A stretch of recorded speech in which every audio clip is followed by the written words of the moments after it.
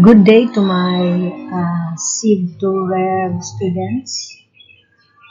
This is supposed to be our 8 to 12 class on Saturdays. So I hope you are safe and well. I hope you are comfortable as you follow this virtual lecture.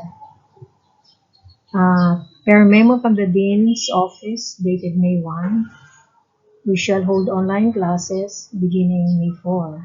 And our final exams will be from June 27 to July 7. That means since we are Saturday morning, our final exams will be on the 27th. Same time in the morning. The memo also tells us that there will be no midterm exam anymore. So I'm sure you are unhappy about that, because the last time we met, you were excited about the midterm. So, finals na lang ating kukunin. So, before we were interrupted by the lockdown, we already had studied obligations and contracts, in which we lingered for like 3 weeks.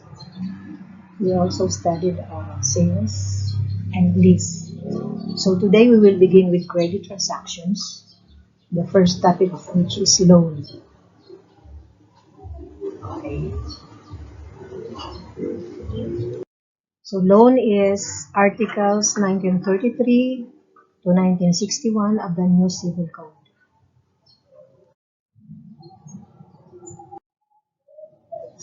So the first article under loan is 1933. It gives us the definition of loan. Let us read. By the contract of loan, one of the parties delivers to another either something not consumable, so that the latter may use the same for a certain time and return it, in which case the contract is called a comodatum. Here, comodatum.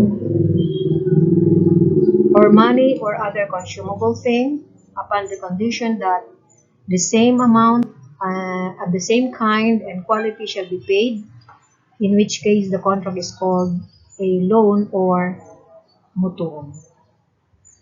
So from the first paragraph alone, we learned that there are 2 types of loan. We have comodatum. Sa wikang Pilipino, ang comodatum ay hiram. And we have mutuum, which is utang. Sa wikang Pilipino, utang. So, anong pagkakaiba ng comodatum sa mutuum according to the first paragraph? In comodatum, the subject matter is not consumable. Ano yung not consumable?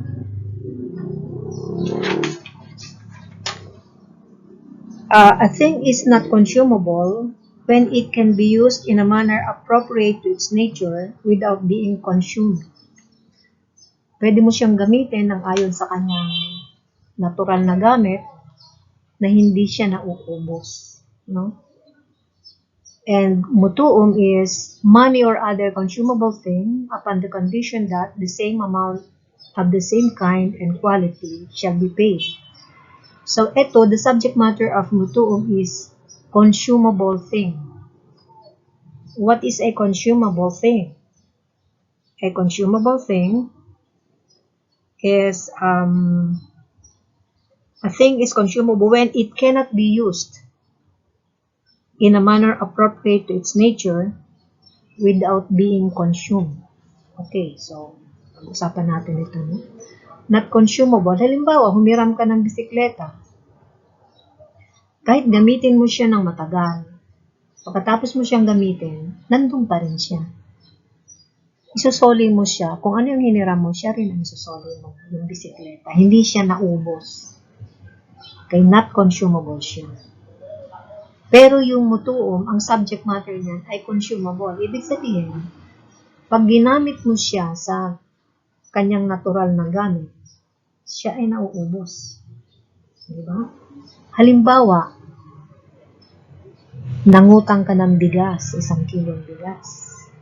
Ano yung natural na gamit ng bigas? Yung natural na gamit ng bigas ay sinasaing, kinakain. Therefore, pag nangutang ka ng bigas, pag nagbayad ka, hindi na yung inutang mo ang isusoli mo. Anong isusoli mo? Something of the same amount, same kind, and same quality. So, kung ang inutang mong bigas ay 1 kilong jasmine rice, ang isosoli mo ay jasmine rice din. Wag mo bayaran ng NFA kasi hindi sila the same quality. So, inutang mo 1 kilo, 1 kilo rin, jasmine rice. Pero hindi na yun yung ibinigay sa'yo ng mangutang ka. Whereas yung bisikletang hiniram mo, kung ano yung hiniram niya, ginamit niya, pag sa uli niya, yung pa rin. Exactly the same thing. Pero dito sa mutuon, ang isinusoli sa'yo ay hindi na yung hiniram niya, yung inutang niya. Iba na. Dahil consumable yun eh. Nagamit niya na yun. Halimbawa, nangutang ka dito, nakalagay money. Money is consumable. Kasi halimbawa, si A nangutang ng 100 pesos kay B. Pinautang siya ng binigyan siya ng isang 100 peso bill with serial number 1, 2, 3, 4, 5, 6, 7. Pag binayaran niya yung 100 pesos na utang niya, hindi na yung bill na yun mismo. Pwedeng ibayad niya rin ay 100 peso bill, pero iba na. Hindi na yung mismong 100 peso bill na ibinigay sa kanya nung mangutang siya na may serial number 1, 2, 3, 4, 5, 6, 7. Iba na. O kaya naman pwede magbayad siya ng 20 pesos. O pwede siya magbayad ng coins. Iba na. That's why, kasi consumable siya. It cannot be used in a manner appropriate to its nature without being consumed. Manghiram ka ng cellphone, pagkatapos gamitin yung cellphone mo, ibabalik. Sakto kung ano yung hiniram, yun ibinalik. Therefore, komodaton yun dahil ang subject matter niya ay not consumable. Pwede mo siyang gamitin appropriate to its nature, pero hindi siya nauubos. Dito sa mutuon, another example, halimbawa, nangutang ka ng laundry soap, sabong panlaba. Ano yung natural na gamit ng sabong panlaba? Siyempre, gagamitin mo sa paglalaba. Hindi pwedeng gamitin mo na hindi maubos. Diba? Pag ginamit mo siya, mauubos siya. Therefore, pag nangutang ka ng laundry soap, pag binayaran mo siya, iba na. Pero siguro the same brand, the same amount, and the same quality. Pero bibili ka na ng iba, yun ang ibabalik mo. It's no longer the very same thing that you borrowed from the lender. So yun, sa first paragraph. Second paragraph says, comodatum is essentially gratuitous. Ibig sabihin ng gratuitous, walang bayad. Gratis. Gratuitous. That is an absolute feature of comodatum. Absolute, without exception, gratuitous. Bakit? Kasi pag nilagyan mo siya ng bayad, hindi na siya comodatum, lease na siya. Halimbawa, may humiram sa iyo ng bisikleta. Sige, gamit yung bisikleta ko, pero nilagyan mo ng presyo. Sabi mo, sige, 100 pesos per hour.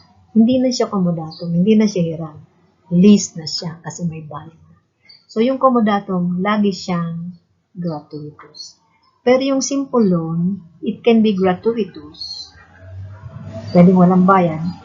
Pwedeng may interest o may bayad yung paggamit mo. Halimbawa, pera. Nangutang ka ng 100 pesos. Gratuitous. After 1 month, binayaran mo, 100 pesos pa rin yung bayad. May sabihin, walang bayad yung paggamit mo sa pera. Pagbalik mo, the same amount pa rin. Pero pwede naman na mayroon kayong stipulation, may kasunduan kayo na magbabayad si borrower ng interest. So, sabi mo, sige, lagyan mo ng 10% interest. So, pagbayad mo ng, 100 pesos ba yun? Sabi natin. So, pagbalik mo ng 100 pesos, pag pinayaran mo, 110 pesos na mayroong interest. So, pwede siya ang simple loan where the subject matter is money or other consumable thing, ay pwedeng gratuitous, walang bayad, pwede rin ngayon. Yung bigas, for example, nangutang si A ng 1 kilong jasmine rice kay B, sabi niya, babayaran ko lang next week. Magsweldo ako. Nung magsweldo na siya, pwedeng 1 kilo pa rin na jasmine rice. Gratuitous. Sa madaling salita, hindi siya pinapagbayad ng tubo. Pero pwede naman na, pagbayad mo, sige, payag akong umutang ka ng 1 kilo, pero pagbalik mo sa akin, 1.5 kilos na. Ibig sabihin, nagbayad siya ng tubo or interest. So, after 1 month, or after, pagdating ng sweldo niya, yung bayad siya, ay may tubo na. So, pagka simple loan, where the subject matter is money or other consumable, it can be gratuitous. It can be with stipulation to pay interest. And then the last paragraph, comodatum. Who are the parties to a comodatum? The parties to a comodatum are, ginamit dito yung word na bailor. Sundan na natin. The parties are bailor and bailey. The bailor is the creditor. Ito yung nagpahiram. The bailey is the debtor. Ito yung naghiram. Okay? In a contract of loan, the parties are, dito ginamit ang word ng borrower. Sundan na rin natin. In a contract of simple loan or mutuum, the parties are the lender, this is the creditor, and the borrower, this is the debtor. Okay. And another thing, in comodatum, ito mahalaga ito. In comodatum, ownership does not pass. In mutuum, ownership passes from the lender to the borrower. So, ano yung ibig sabihin? Halimbawa, yung example natin kanina na bisikleta. Yung hiniram sa iyo yung bisikleta, ginamit yung bisikleta, pero kahit na ginagamit niya yung bisikleta, sa'yo pa rin yun. Hindi yun napa sa kanya. Hindi yun napunta sa pag-aari ng borrower. It belongs to the bailor all throughout. Yung ownership nun, hindi lumilipat from the bailor to the bailor. Whereas, in a simple loan or utang, the ownership passes. Pag nangiram siya ng 1 kilong bigas, pagbigay mo ng bigas at tinanggap niya na kanya na yun, hindi na yun sa'yo. So, mawala man yun, naanod man yun sa baha, nahulog man yun sa kalsada, kahit hindi niya pinakinabangan yun, eh siya ay may utang, dapat bayaran na yun. Kasi kanya na yun. Diba? Yung pera din, pagka nangutang si A kay B ng pera, pag binigay niya yung pera at tinanggap na ni B, or si A ang nangutang, pag ibinigay na ni B at tinanggap ni A yung pera, kanya na yun. Kahit na isugal niya pa yun, na-hold up siya, naiwan niya sa jeep, naiwan niya sa taxi, may utang siya. Walang pakialam si lender kung ano mangyari doon kasi kanya na yun. Dapat bayaran na yun. Wala siyang kinalaman kung yun man ay hindi niya napakinabangan. Okay? So, yun ang nakita natin dito sa definition. Now, there are two types of loan. We have the comodatum, hiram, and the mutuum, utang. Ang subject matter ng comodatum ay not consumable. Ito yung ginagamit mo siya ng ayon sa kanyang natural na gamit na hindi na uubos. Example natin, bisikleta, gamitin mo man yun, ay hindi siya na uubos. Whereas itong mutuum, the subject matter here is something consumable. So, umutang ka ng bigas, sinaing mo, nung ginamit mo siya,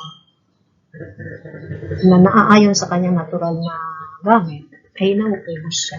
So, pag nagbayad ka, ang ibinabayad mo ay another thing, but at the same time, and quality and quantity, of course. Okay. So, ano pa? That comodatum is gratuitous, but simple loan is either gratuitous or with stipulation for the payment of interest. And in comodatum, very important ito, the ownership does not pass. Whereas in simple loan or mutuon, the ownership passes from the lender to the borrower. Oras na ibinigay mo na, tinanggap niya na, kanya na yun. Pero itong komodaton, kahit na yung bisikleta mo ginagamit niya, ilang araw niya ginamit, yun ay hindi sa kanya. Yun ay pag-aari pa rin ni bailor, may-ari ng pahiran. So another thing that we learn from this definition is, ito nakalagay, one of the parties delivers. Okay. Loan requires delivery for the validity of the contract. So from obligations and contracts, we learned that there are three types of contracts that as to perfection. Number one is consensual contract. Ano yung consensual? It is a contract that is perfected by the mere consent of the parties. Pag nagkasundo sila, there is a perfected contract kahit na walang delivery. Example of that is sale. In a contract of sale, when the seller and the buyer come to an agreement as to the object, as to the price, as to the mode of payment, there is a perfected contract. Kahit wala pa yung object. And then, the second type of contract as to perfection is real. Ito yun. Yung loan, real contract siya because real contracts are perfected by the delivery of the thing. Loan. Dito may delivery. Hanggang hindi mo binibigay yung inuutang o yung hinihiram, walang loan. Yung pangatlong type ng kontrata, according to perfection, are the formal contracts. Formal contracts require compliance to certain formalities for the validity of the contract. Example of that is donation of real property. Okay, so this is a real contract. What else do we learn from here? Okay, so okay, let's move on to the characteristics of loan. Number one, real, because it is perfected by the delivery of the thing loaned. Number two, unilateral, because after the delivery, only the borrower or the bailee has the obligation to return in case of comodatum or to pay in case of mutuum. Gratuitous, this is for comodatum because in mutuum, it may be gratuitous or with the stipulation to pay interest. Number four, the purpose is to transfer temporary use of the thing loan. This is for comodatum. Number five, it is principal contract because it can stand alone. Number six, it is a personal contract. In case of comodatum, the death of the bailor or the bailee extinguishes the contract unless there is a contrary stipulation or unless there is a stipulation which states that the comodatum will be transmitted to the heirs of either party. So these are the characteristics of the contract of loan. So the question is, what is the liability of the debtor if they fail to return the thing loaned? So halimbawa yung example natin kanina, comodatum, nanghiram siya ng bisikleta. Paano yan kung hindi niya isoli yung bisikleta? Anong liability niya? O yung nanghiram ng 100 pesos o nanghiram ng bigas, hindi niya binayaran yung inutang niya na pera o bigas. Ano ang kanyang liability? So, in comodatum, if you do not return the thing when it is due, you will be liable for estafa because ownership of the property is not transferred to the borrower. Kahit na ginagamit yung example natin kanina, yung bisikleta, kahit na ilang araw niya yung gamitin, gaano katagal niya yung gamitin, yun ay pag-aari pa rin ni bailor. So, pag hindi niya sinoli, kung kailan dapat niya nang isoli, liable siya for the crime of estafa. In loan naman, which is mutuum, the borrower who does not pay is not criminally liable for estafa. His liability is only a civil liability for the breach of the obligation to pay. This is because in loan, ownership of the thing is transferred to the borrower. So there is no unlawful taking of property belonging to another. So civil liability lang. So in case there is a finding of guilt, hindi siya nagbayad, then civil lang, damages lang, danyos lang. Pero dun sa estafa, may damages na, mayroon pang imprisonment because it is a criminal offense. Okay, Article 1934, an accepted promise to deliver something by way of comodatum or simple loan is binding upon the parties, but the comodatum or simple loan itself shall not be perfected until the deliverer of the object of the contract. So, in 1933, yung kanina, pinag-usapan natin, sabi natin, loan is a real contract. It is perfected by the delivery of the thing loan. So, kahit na halimbawa si A nangungutang ng pera kay B or nanghihiram ng isang bagay at si B naman nangangako na magpapahiram o magpapautang, kahit na paulit-ulit siyang nangangako na magpapahiram or nagpapautang or si A naman paulit-ulit na umaasa, okay, hanggang hindi ibinibigay ni B yung bagay na inuutang or bagay na hinihiram ni A, ay walang loan.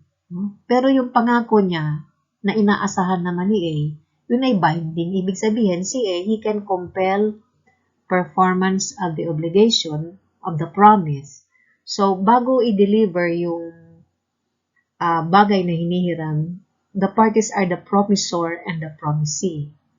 Nangangako lang siya. But it is binding upon the parties. Pwedeng i-compel ni A na i-honor ni B yung kanyang promise. Pero hanggang hindi binibigay sa kanya yung bagay na hinihiram niya, halimbawa yung example natin kanina, yung bisikleta, hanggang hindi niya ibinibigay at hindi niya tinatanggap, ay walang komodatum. Kung pera naman yon, hanggang hindi niya ibinibigay yung pera at hindi tinatanggap ni A, ay walang mutuum. Because loan, either komodatum or mutuum, is perfected by the delivery. Ang kailangan, ibigay mo at tanggapin ni bailee or ni borrower para magkaroon ng contract of loan. But the promise itself, the accepted promise itself, is binding upon them. So, the promisee can compel the promisor to make good his promise. But until there is delivery, there is no contract of loan between them. So before we proceed, let us consider the kinds of comodatum. There are two types of comodatum. Ito yung hiram, the parties to which are the bailor and the bailee. We have ordinary comodatum and precarium. Yung ordinary comodatum, the bailor cannot demand the return of the thing loaned at will, because a period has been stipulated between them. So, ang tanong dito, pwede mo bang bawiin yung bagay na pinahiram mo na hindi pa naman natatapos yung period? So, the answer is no. Kung mayroong stipulated period. Halimbawa, ang sabi sa'yo ay nanghiram siya ng kotse, sabi niya, ibabalik ko mamayang alas 8 ng gabi at pumayag ka naman. So, the general rule is, hindi mo siya pwedeng bawiin hanggang hindi pa dumadating yung deadline na alas 8 ng gabi. General rule yan. So, that is ordinary comodatum. Hindi mo siya pwedeng bawiin hanggang hindi pa natatapos yung stipulated period between the parties. Yung pangalawang klase ng comodatum is precarium. Dito sa precarium, pwede mong bawiin kaagad yung kotseng ginagamit ng ibang tao by reason of a comodatum under the following circumstances. The duration of contract is not stipulated. Halimbawa, nanghiram siya ng bisikleta, pero hindi niya sinabi kung kailan siya magsasauli. So, pwede mo siyang bawiin at will, kung kailan mo gustong bawiin, pwede mong bawiin.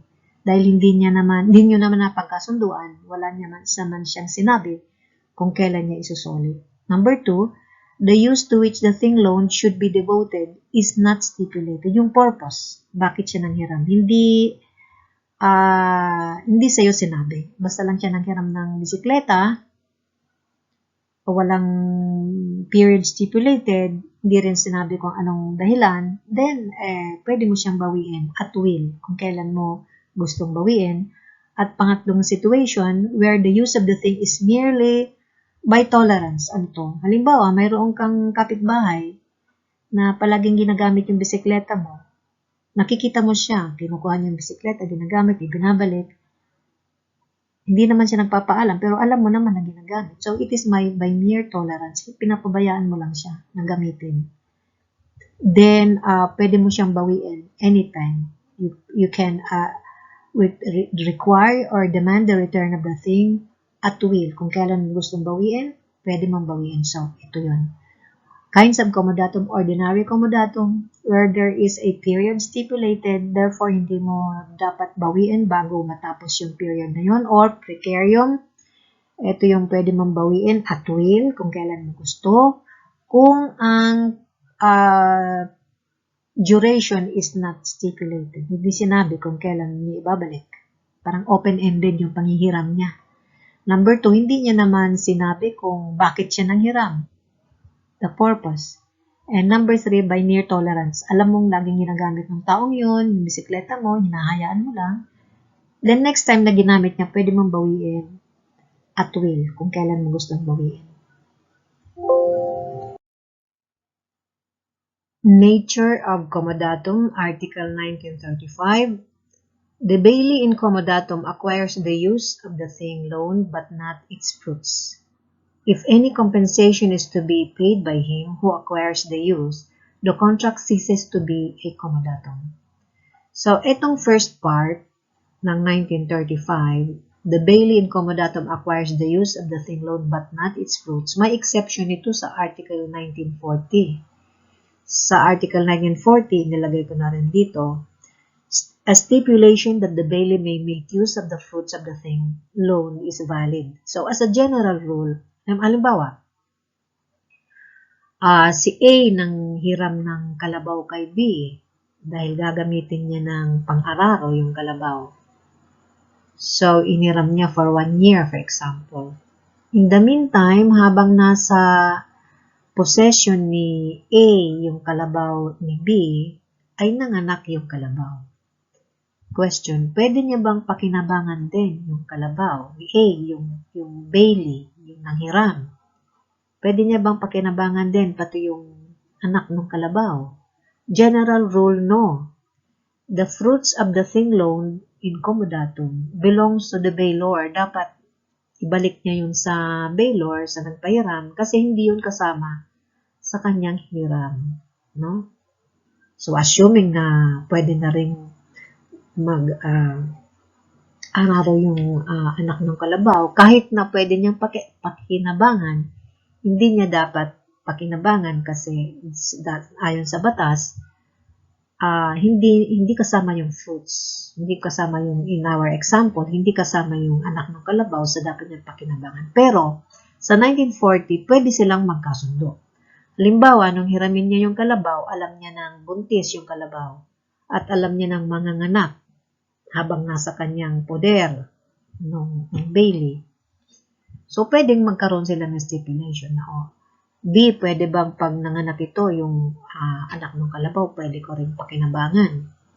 Kung pumayag naman si B, then that is an exception to the rule in 1935. Pwede sila magkaroon ng stipulation na pati yung fruits, pati yung anak ng kalabaw ay pwede niyong pakinabangan. So, yun. General rule, no. Exception, yes, if there is a stipulation that the bailee may make use of the fruits of the thing loaned. That is a valid stipulation.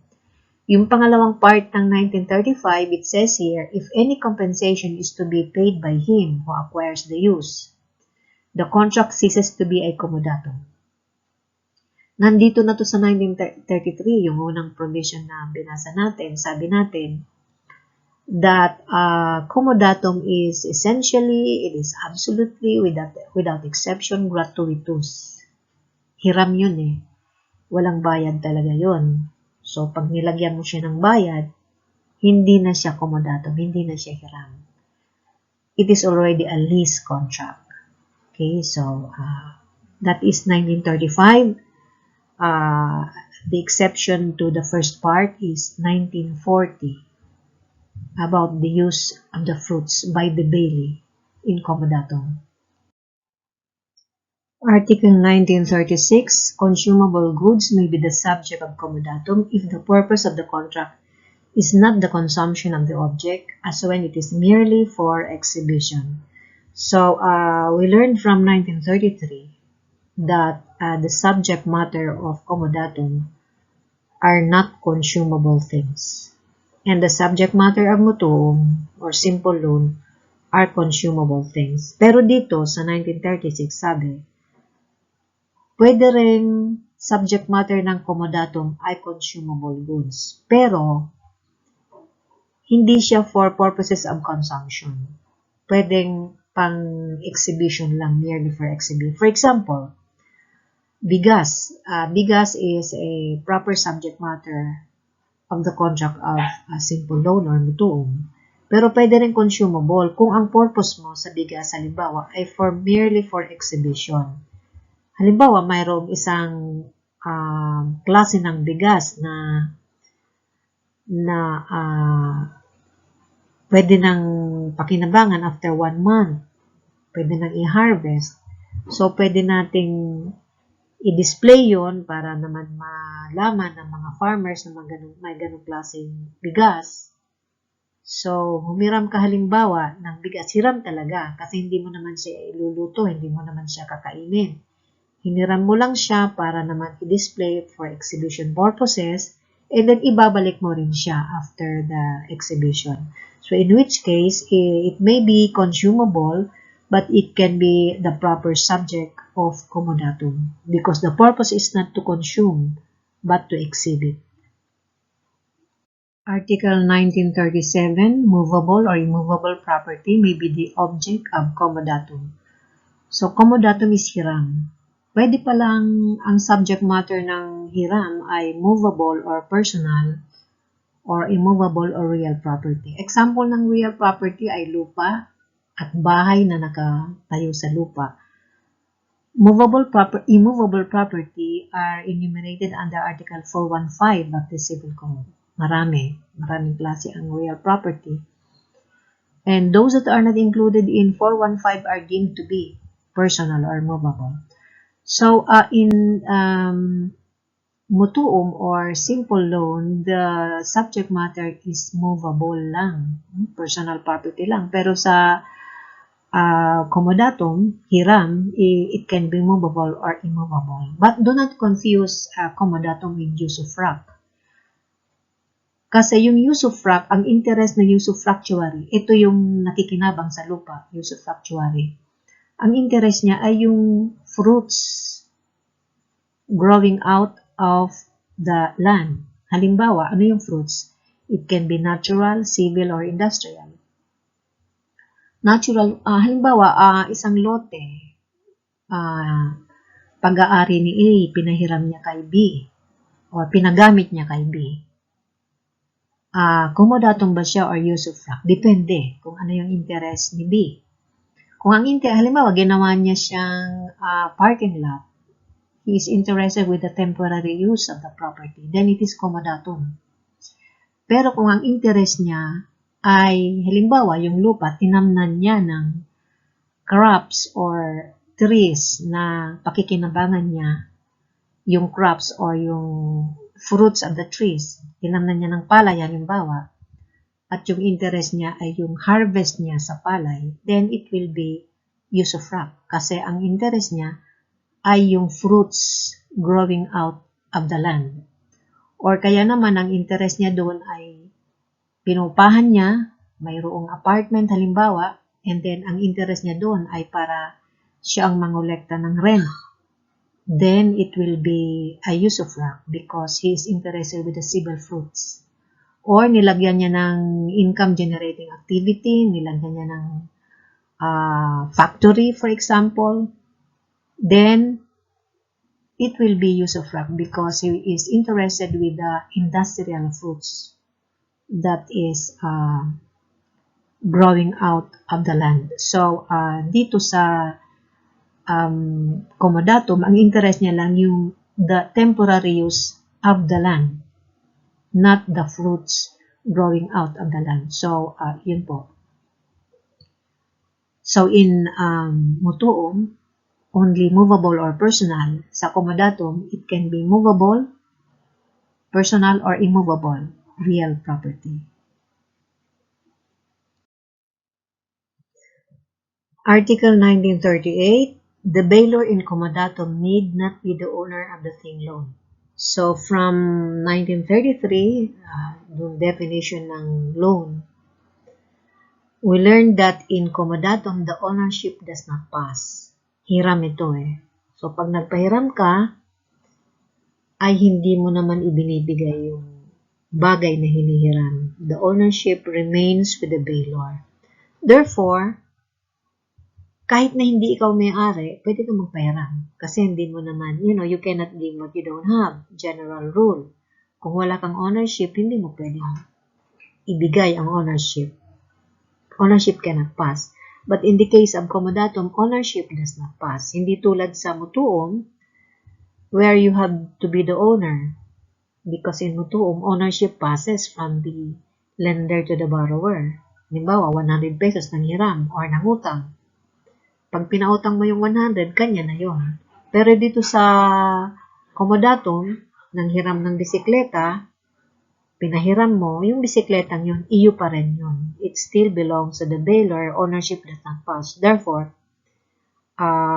the bailor need not be the owner of the thing loaned because you are not passing on the ownership over the thing from the bailor to the bailey. Article 1939, comodatum is purely personal in character. Consequently, the death of either the bailor or the bailey extinguishes the contract. I think we have taken this up earlier. That it being a personal contract, pag namatay si bailor, yung nagpahiram, or kaya namatay si bailey, yung nanghiram, that's the end of the contract. Tapos na. Dapat ibalik na yung, halimbawa, kotse. Si A nagpahiram ng kotse kay B. Kaya lang habang subsisting yung contract, namatay si A, yung may-ari, yung bailor, then tapos na, dapat ibalik na yung kotse. O kaya naman, habang subsisting yung contract of comodatum, namatay si B, yung bailey, tapos na yung contract, extinguish na, dapat ibalik na. That is a general rule. May exception naman, except where the parties stipulate that the contract will be transmitted to the heirs in the event of the death of either of them. Kung may usapan sila na, sige, kahit na namatay ang isa sa kanila, mamanahin or matatransmit yung kontrata sa kanilang kanya-kanyang tagapagmana, in which case, it does not extinguish. It is transmitted to the heirs. But the general rule is, kung walang contrary stipulation, the rule is the death of either one of them will extinguish the contract. That is number 1 under 1939. Number 2 is interesting because it says here, the bailey can neither lend nor lease the object of the contract to a third person. However, the members of the bailey's household may make use of the thing loaned unless there is a stipulation to the contrary or unless the nature of the thing forbids such use. So the question here is, can a borrower or a bailey lend the thing that he loaned? Sa Pilipino, pwede bang magpahiram or magpaupa ng isang bagay na hiniram mo lang? Nanghiram ka ng bisikleta, pwede bang ipahiram mo rin? Or pwede bang paupahan mo yun sa ibang tao? So, the general rule is no. Kasi nga, a contract of loan or a contract of comodatum is personal. Ibig sabihin, pinahiram ka dahil may tiwala sa'yo.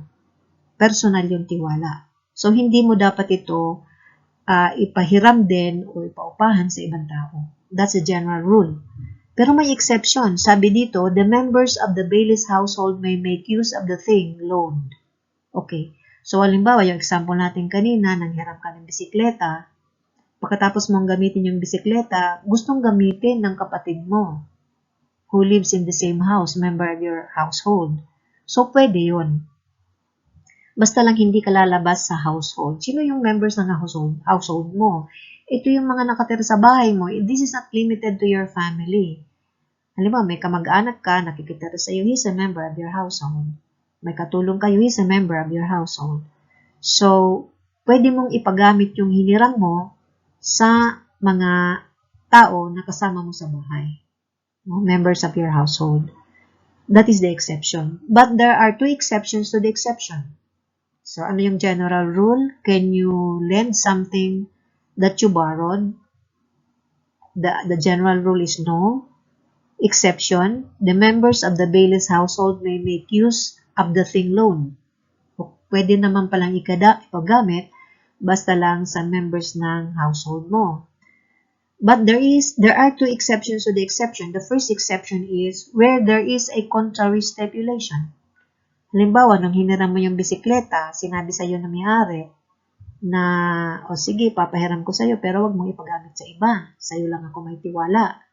Therefore, kahit na pwede mo siyang ipahiram sa members ng household mo, ay hindi mo dapat ipahiram dahil mayroong contrary stipulation. Ayaw ng may-ari na ipahiram mo. Number 2, kahit na walang stipulation, if the nature of the thing forbids such use. Ano yun? For example, attend ka ng isang formal affair, wala kang suit, wala kang Amerikana, nanghiram ka sa kaibigan mo ng Amerikana, pinahiram ka. And then, pagkatapos mong gamitin, gustong gamitin ng kamag-anak mo na nakatira sa bahay mo. Dapat mo bang ipahiram ito? The answer is no, because the nature of the thing forbids such use. Very personal yung gamit na yon. So, hindi mo dapat ipahiram yun kahit na sa members ng household mo. Hindi dapat. Kung personal na gamit yun ng bailor. So, halimbawa, sapatos, or bag, or anything personal, hindi mo dapat ipagamit. So, ulitin natin yung rules. Number 2, pwede mo bang ipahiram or ipaupahan yung isang gamit na hiniram mo lang? General rule, no, because comodatum is a personal contract. Exception, yes, as long as only the members of your household may make use of the thing loan. Members lang ng household mo. Exception to the exception, kahit nasa members ng household mo hindi dapat, kung number 1, mayroong contrary stipulation, sinabi talaga ng bailor, ng may-ari na hindi mo dapat ipagamit sa iba. Number 2, if the nature of the thing forbids such use, meaning, kung personal na gamit na hindi dapat pinapahiram, pero pinahiram sa'yo, ay hindi mo dapat ipagamit kahit nasa members ng household mo. So, this is the rule on whether you can lend something that you borrowed from somebody else. Article 1940, a stipulation that the bailee may make use of the fruits of the thing loaned is valid. We have taken this up in relation to Article 1935, which says that the bailee in comodatum acquires the use of the thing loaned but not its fruits. Yun ang general rule. Na example natin kanina, yung kalabaw, pinahiram ni A kay B, and then habang nasa poder ni B, yung kalabaw na hiniram niya ng anak. So, ang tanong, pwede niya bang pakinabangan din yung anak ng kalabaw? The general rule is in 1935, no. Because the fruits of the thing loan belongs to the bailor. Therefore, dapat ibalik niya. Pero sa 1940, sabi, kung may stipulation, may kasunduan naman si bailor at si bailee, pwede yun. So, halimbawa, bago siya hiniram, alam na nilang buntis yung kalabaw at alam na nilang manganganak yun habang nasa poder ni bailee. Then, they can stipulate na pati yung anak ng kalabaw ay pwedeng pakinabangan ni bailee. That is a valid stipulation. So, general rule, can you make use of the fruits? Can the bailee make use of the fruits of the thing loan? General rule, no. That is 1935, first paragraph, first sentence. First part of the sentence. Exception 1940. If there is a contrary stipulation, then it's okay. That stipulation is valid. Article 1941. The bailee is obliged to pay for the ordinary expenses for the use and preservation of the thing loan. So, ano pa rin tayo ha? Komodatum pa rin kasi Bailey ito nakalagay. No? So, there are three types of expenses. We have the necessary, we have the useful or ordinary, and we have the luxurious expense. So, ano yung necessary expense? Halimbawa, sa bahay, ano yung necessary? Bawa, bumagyo na natuklap yung bubong. Yung gastusin mo para sa pagpapabubong, that is necessary. Kasi kung walang bubong, hindi mo magagamit yung bahay na maayos. Or nasira yung CR, nasira yung kitchen. Yung mga gastusin mo tungkol sa mga bagay na yun ay necessary kasi kung wala yung kitchen, wala yung CR, ay hindi mo papakinabangan ng maayos yung bahay. Na halimbawa yung dingding nasira, yung gastusin mo doon ay necessary expense kasi hindi mo magagamit yung bahay na wala yung dingding or part of the wall. Ano yung ordinary? Yung ordinary, ito yung nagpapataas ng value or useful or ordinary. Ito yung expenses for the use and preservation. So, halimbawa sa kotse, ang ordinary expense ay halimbawa yung gas, nagpapakarwash ka, ordinary expense yun for the use. Diba? So, naflatan ka, nagpahangin ka sa gulong, that is ordinary expense. Sa bahay naman, yung ordinary expense, hindi naman ito, magagamit mo naman yung bahay kahit na wala yun, pero kailangan mo rin yun. Halimbawa, nagpabakod ka. Magagamit mo naman yung bahay bilang bahay kahit na walang bakod, pero yung pagpabakod mo, ordinary expense yun. Or kaya naman, pinaayos mo yung bintana, no? Ginawa mong grills, imbis na ordinary window lang, pinalagyan mo ng grills sa labas. That will be ordinary expense. Ano yung luxurious expense? Halimbawa, sa kotse, pinalagyan mo ng TV sa loob. Or pinapalitan mo yung carpet. Luxurious yun kasi hindi mo naman kailangan yun. That is for the mere pleasure of the daily. Halimbawa sa bahay, ano yung luxurious expense? Nagpalagay ka halimbawa ng lagoon sa iyong front yard. O halimbawa, nagpa-landscape ka. Nagpalagay ka ng estatwa ni Venus sa iyong front yard. Those are, or nagpalagay ka ng swimming pool. Those are luxurious expenses. So dito sa 1941, si Bailey, ito yung nanghiram. He should be liable for ordinary expenses on the thing used. So halimbawa, kotse yun, hiniram niya yung kotse. Siya naman ang bahala sa mga gastusin tungkol sa gasolina or sa pagpapakarwas or sa pagpapalagay ng hangin, oil and all those things. Kasi kailangan niya ito para gamitin niya. Hindi naman tama yung nanghiram ka na, ang magagas pa ay yung may-ari. Hindi pwede yun. Kasi ikaw na rin, yung Bailey na rin ang bahala sa ordinary expenses. Ordinary expenses lang. So, necessary at luxurious, we will talk about them later on. So, this is 1174 and fortuitous event.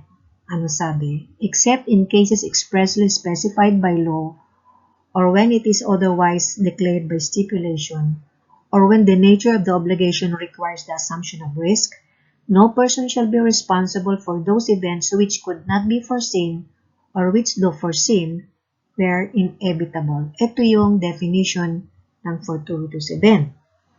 And it speaks of the impact or effect of fortuitous event on an obligation. Okay, so anong general rule? So what's a fortuitous event? It is an event which cannot be foreseen or though foreseen are inevitable.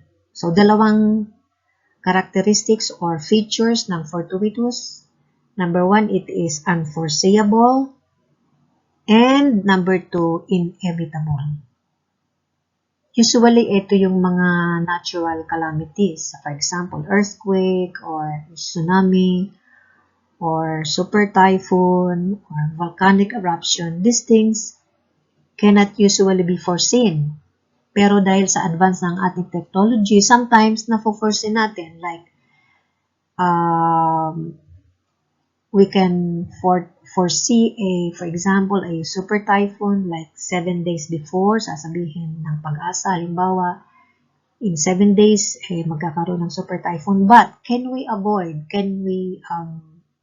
prevent the happening of the super typhoon? No. So, kahit na foreseeable siya, ay inevitable pa rin. So, these are what we call fortuitous events. Ano ang effect ng fortuitous events sa obligation? Nakalagay dito, except, may exceptions. The general rule is no person shall be responsible for those events which could not be foreseen or which the foreseen were inevitable. So, halimbawa, you are supposed to deliver 1 sack of rice to a client on Monday. Kaya lang on Sunday, nagkaroon ng super typhoon, rendering the roads impassable. So, for that reason, hindi ka nakadeliver. Therefore, you are not liable for the delay kasi yung delay ng delivery mo ay ang dahilan fortuitous. Yan ang rule dito, no person shall be responsible. Pero may exceptions naman, 3 nakalagay dito. Actually, 4 ito. Including generic, where the obligation involves a generic thing, fortuitous event does not excuse the non-performance of the obligation. Anyway, so sabi dun sa article na pag-uusapan natin after this, kahit na fortuitous event ang dahilan ng pagkawala ng object of loan, si Bailey ay responsible pa rin. So it is actually an exception to this rule. Okay, so this is Article 1942. These are the situations where the bailee remain liable despite the fact that the loss may have been caused by a fortuitous event. So you should read this in relation to 1174. These are actually exceptions to 1174. So sabi dito sa 1942, the bailee is liable for the loss of the thing even if it should be through a fortuitous event. So, ang scenario dito ganito. Si Bailey nanghiram ng, halimbawa, ang example natin ay kotse. Nanghiram ng kotse, pero yung kotseng yun ay nadisgrasya, nawala, nasira, at yung dahilan ng pagkasira ay fortuitous event under 1174. Pero, notwithstanding that fact, the Bailey is liable for the loss. Ibig sabihin, dapat bayaran niya yung value ng property plus damages. Because he remains liable even if the loss is by reason of a fortuitous event. Ano yung una? Number 1, if he devotes the thing to any purpose different from that for which it has been loaned. Okay. So, halimbawa, si Bailey, nanghiram ng kotse kay Baylor, dahil ang sabi niya kay Baylor, susunduin niya yung kapatid niya sa airport. So sabi, pahiram naman ang kotse dahil susunduin ko yung kapatid ko. Ang dating ay ngayong alas 10 ng umaga. So pinahiram siya ng kotse.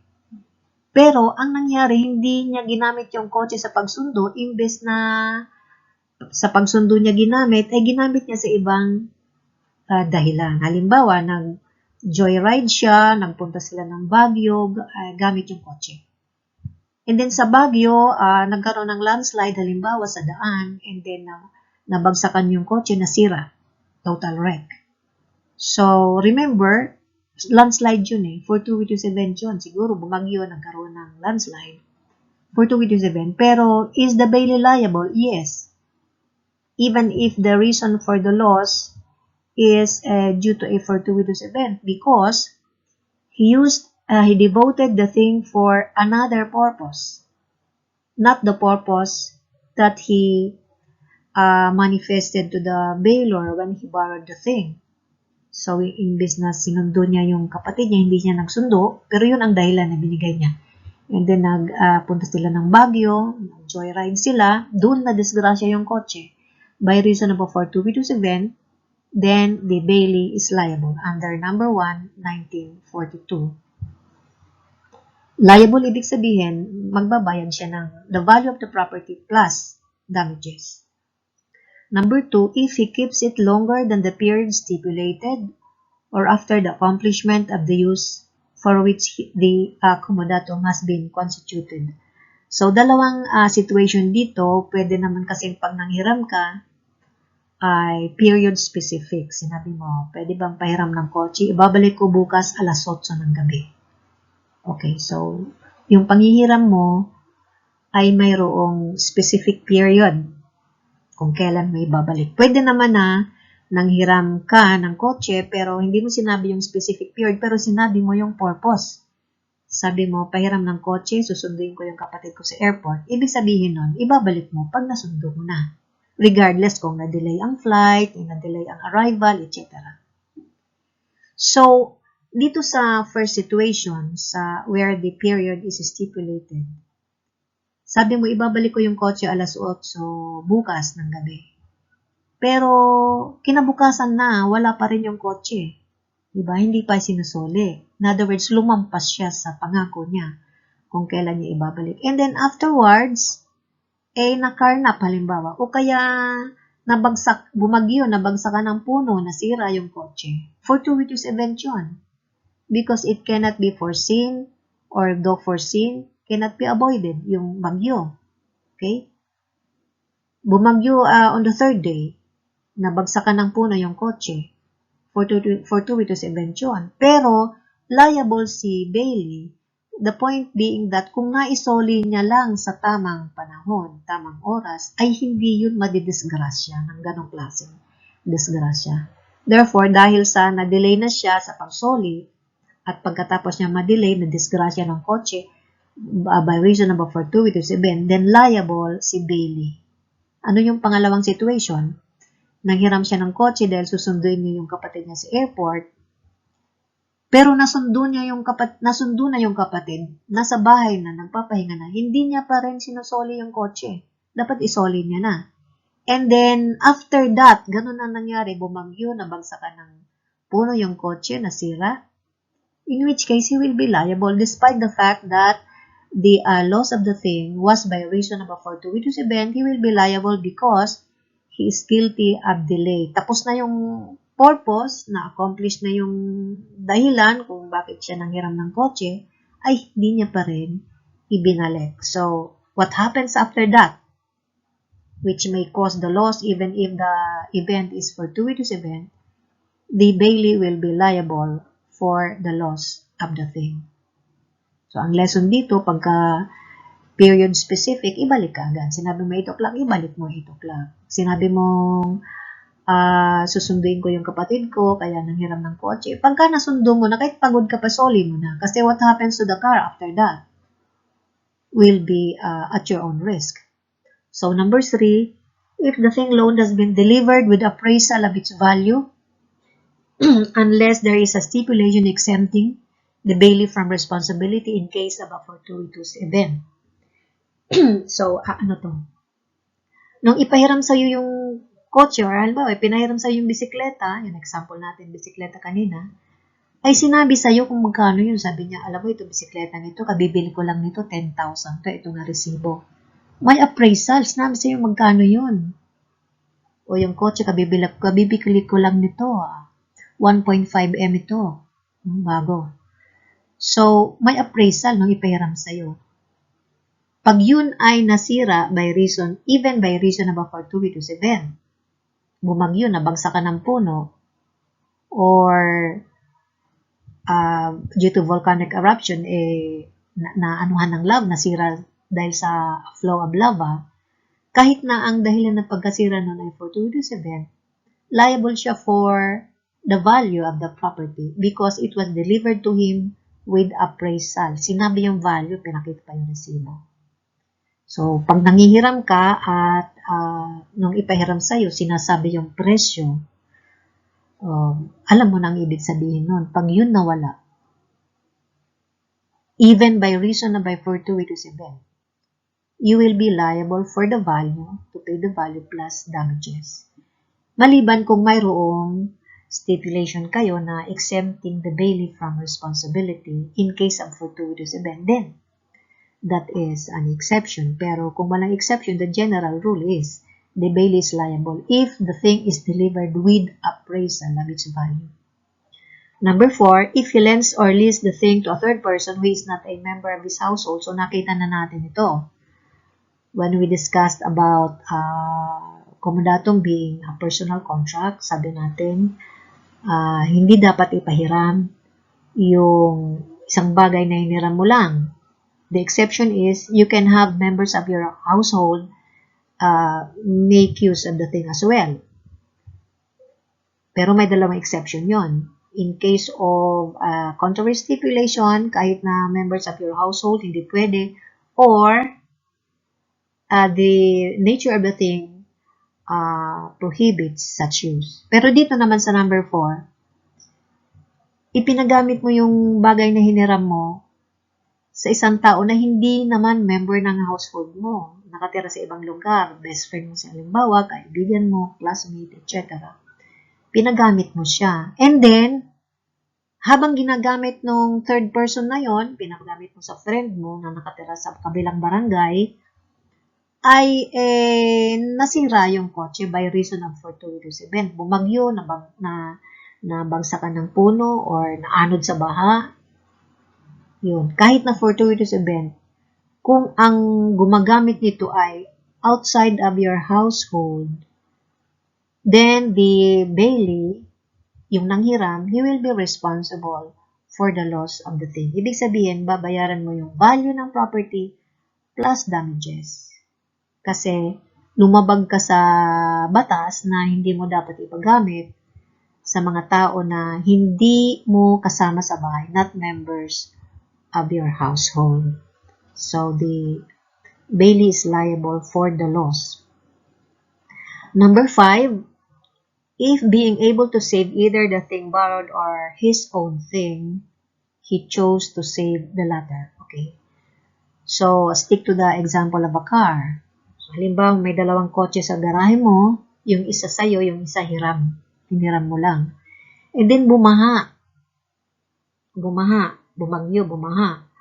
Ang una mong iniligtas ay yung kotse mo. Pagbalik mo, yung kotseng hiniram mo ay lubog na sa tubig. Sira na siya. Nasira siya.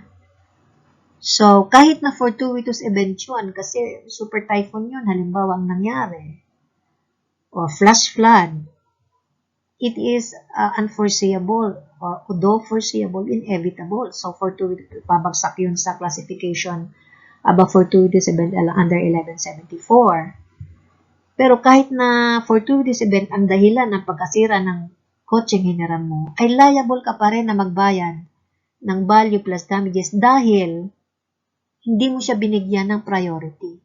Ang una mong iniligtas yung kotse mo. Kung sana yun ang una mong iniligtas, then hindi sana yun nasira. Diba?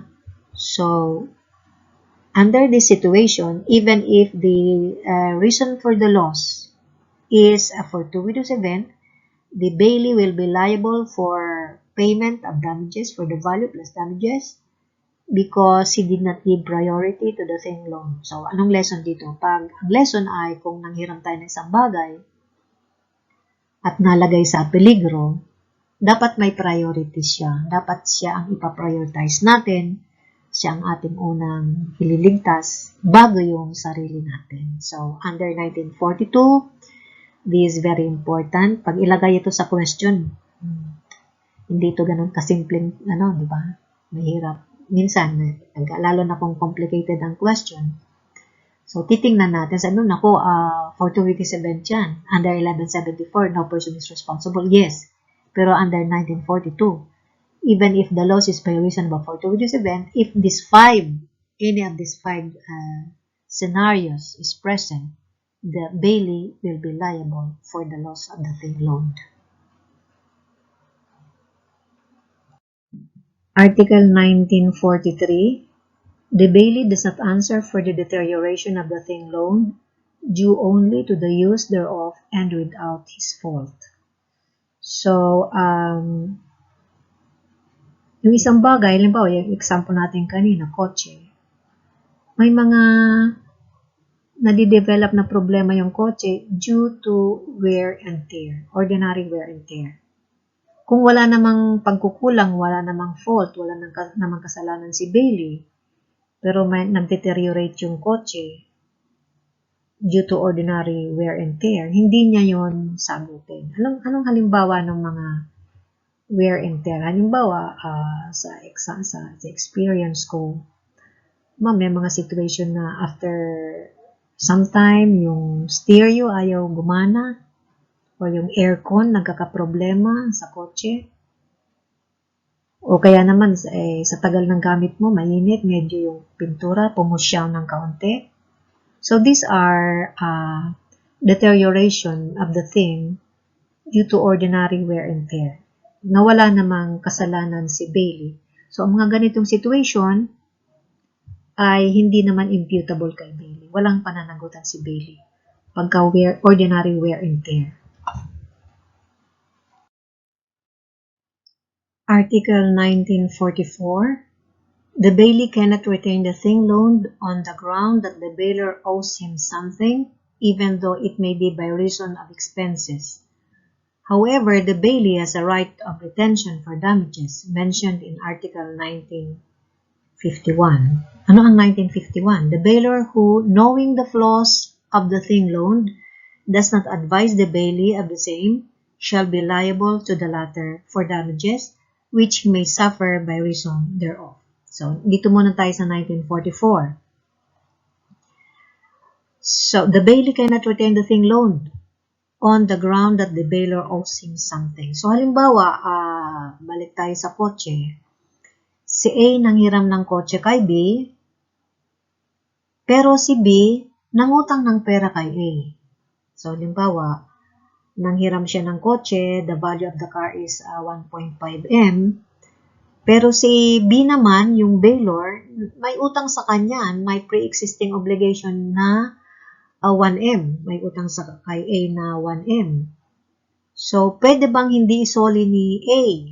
Siya yung bailee. Pwede bang, kumbaga, i-hostage na yung kotse o i-retain niya, hindi niya muna isoli kahit na tapos na yung purpose o tapos na yung period na sa paghiram niya, pwede bang hindi niya isoli muna habang hindi pa nagbabayad si bailor? Kasi may utang din si bailor sa kanya, pero ibang transaction yon.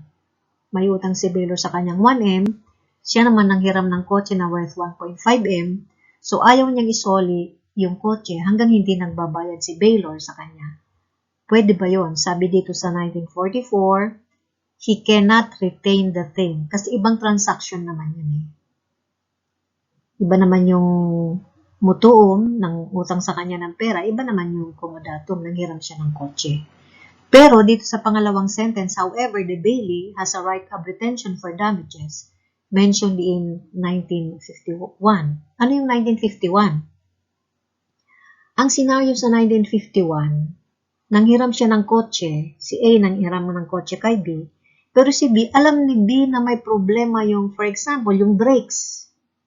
Pero hindi niya sinabi. Nung manghiram si A ng kotse kay B, si B alam niya na may problema yung brakes ng kotse. Hindi niya sinabi, pinahiram niya. Therefore, nung ginagamit niya ni A, nadisgrasya si A. Halimbawa, nabangga yung kotse, he sustains bodily injuries because of that. Then in that case, dapat magbayad si bailor sa kanya for damages.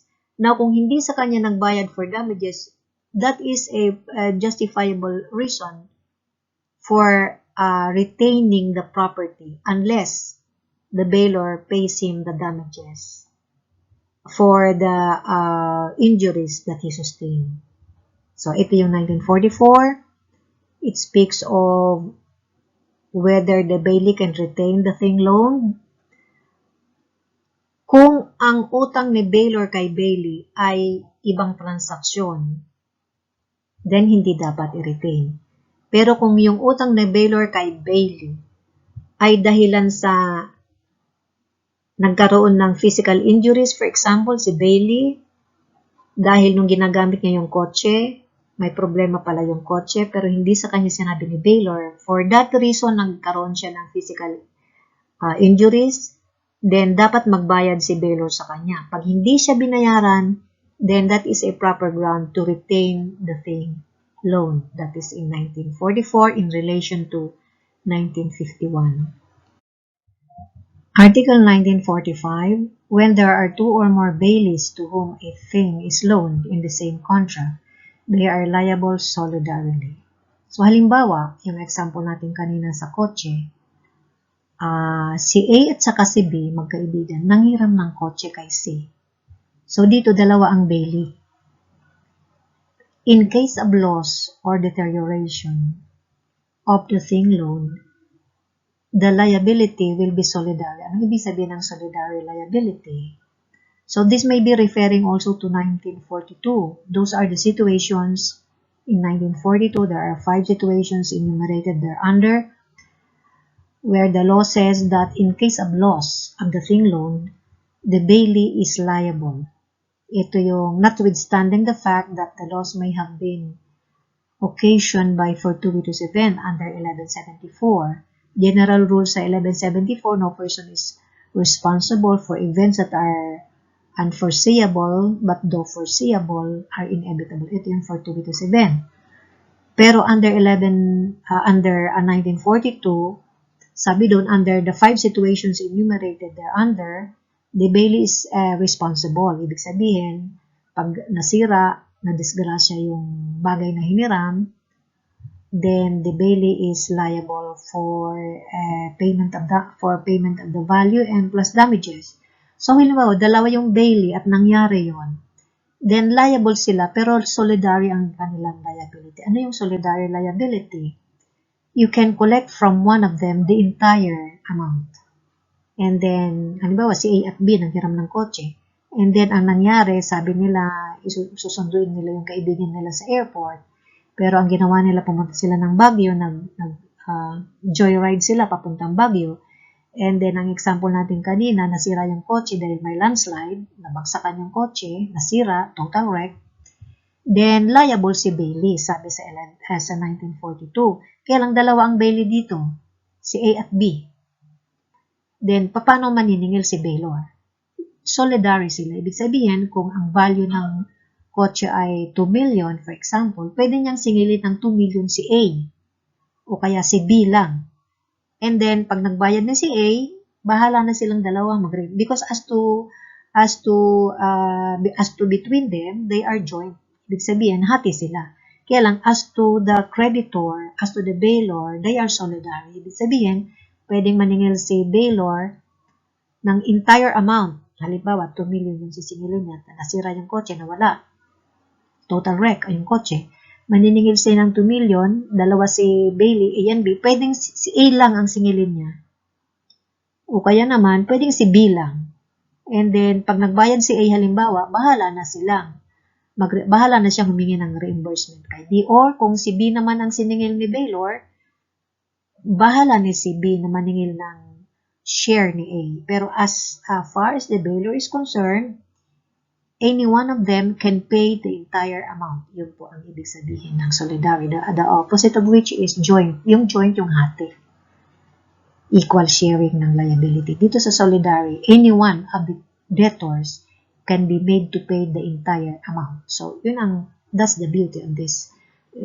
This is favorable to the bailor, to the creditor, kasi hindi niya kailangan maningil sa dalawa. Or halimbawa tatlo, or more than one, more than two. Halimbawa, dalawa, pwede niyang isa lang. Alam niya na may pera si A na lang singilin niya ng buong amount. Bahala si A maningil kay B. Or alam niya na si B ang may pera, si B lang singilin niya. Bahala na si B na maningil kay A. They cannot complain. A cannot complain. Bakit ako lang sisingilin mo? Kaya sabi ng batas, 1945, solidary ang liability niyo. So, ikaw lang sisingilin ko. Ikaw alam yung capability. Ikaw lang may capability. Bahala ka na lang maningil kay B. Si B naman, kung siya ang siningil mo, he cannot complain. Bakit ako lang? Kasi sabi ng batas, the bailor can collect from any one of them the entire amount. Kasi solidary ang kanilang liability. Ngayon, pag nasingil niya na si B, bahala na si B na manghingi ng reimbursement of the share from A. Okay. So, ito po ang ibig sabihin ng solidary obligation. So, here we go to the obligations of the bailor in Article 1946. It says the bailor cannot demand the return of the thing loaned till after the expiration of the period stipulated or after the accomplishment of the use for which the comodatum has been constituted. However, if in the meantime he should have urgent need of the thing, he may demand its use or he may demand its return or temporary use. In case of temporary use by the bailor, the contract of comodatum is suspended while the thing is in the possession of the bailor. So, we took this up partly when we studied the characteristics of comodatum. Sabi natin, it is ordinary comodatum or precarium. So, dito, general rule, the bailor cannot demand the return when? If the period is stipulated or if the purpose for the comodatum has been indicated. So, halimbawa, humiram ng kotse, ang sabi ay ibabalik ko mamayang alas 8 ng gabi, general rule, hindi mo siya pwedeng bawiin hanggang hindi pa dumadating yung deadline na alas 8 ng gabi. Or, kung nanghiram ng kotse pero ang purpose niya ay para sunduin yung kapatid niya sa airport, hindi dapat bawiin yung kotse hanggang hindi niya pa na-accomplish yung purpose na yun, hindi niya pa nasusundo yung kapatid niya sa airport. So, general rule yun. Pero, ang exception dyan dito sa second sentence, if in the meantime he should have urgent need of the thing, he may demand its return or temporary use. It is referring to the bailor. Kung yung bailor, pagkatapos niyang ipahiram yung kotse, ay biglang may emergency situation, dadalhin niya yung anak niya sa ospital, wala siyang ibang pwedeng gamitin, kundi yung kotseng pinahiram niya, pwede niyang bawiin yun in the meantime because of urgent need of the thing. He may demand its return or temporary use. So, kahit na specific yung period, kahit na specific yung purpose, mayroon siyang emergency situation, pwede niyang hiramin.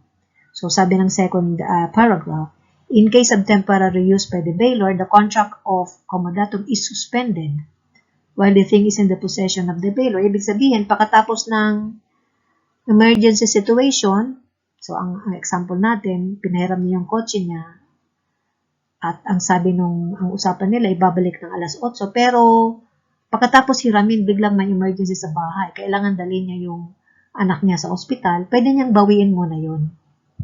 Pero pagkatapos niyang gawin yun, pagkatapos niyang gamitin yung kotse na dalhin sa hospital, dapat ibalik niya uli kay Bailey. Kasi may purpose si Bailey kaya siya nanghiram. Suspended lang yung comodatum habang binawi niya due to the emergency situation. So, what are the rules? The bailor cannot demand the return if there is a period stated or stipulated and the purpose for which it was borrowed was indicated.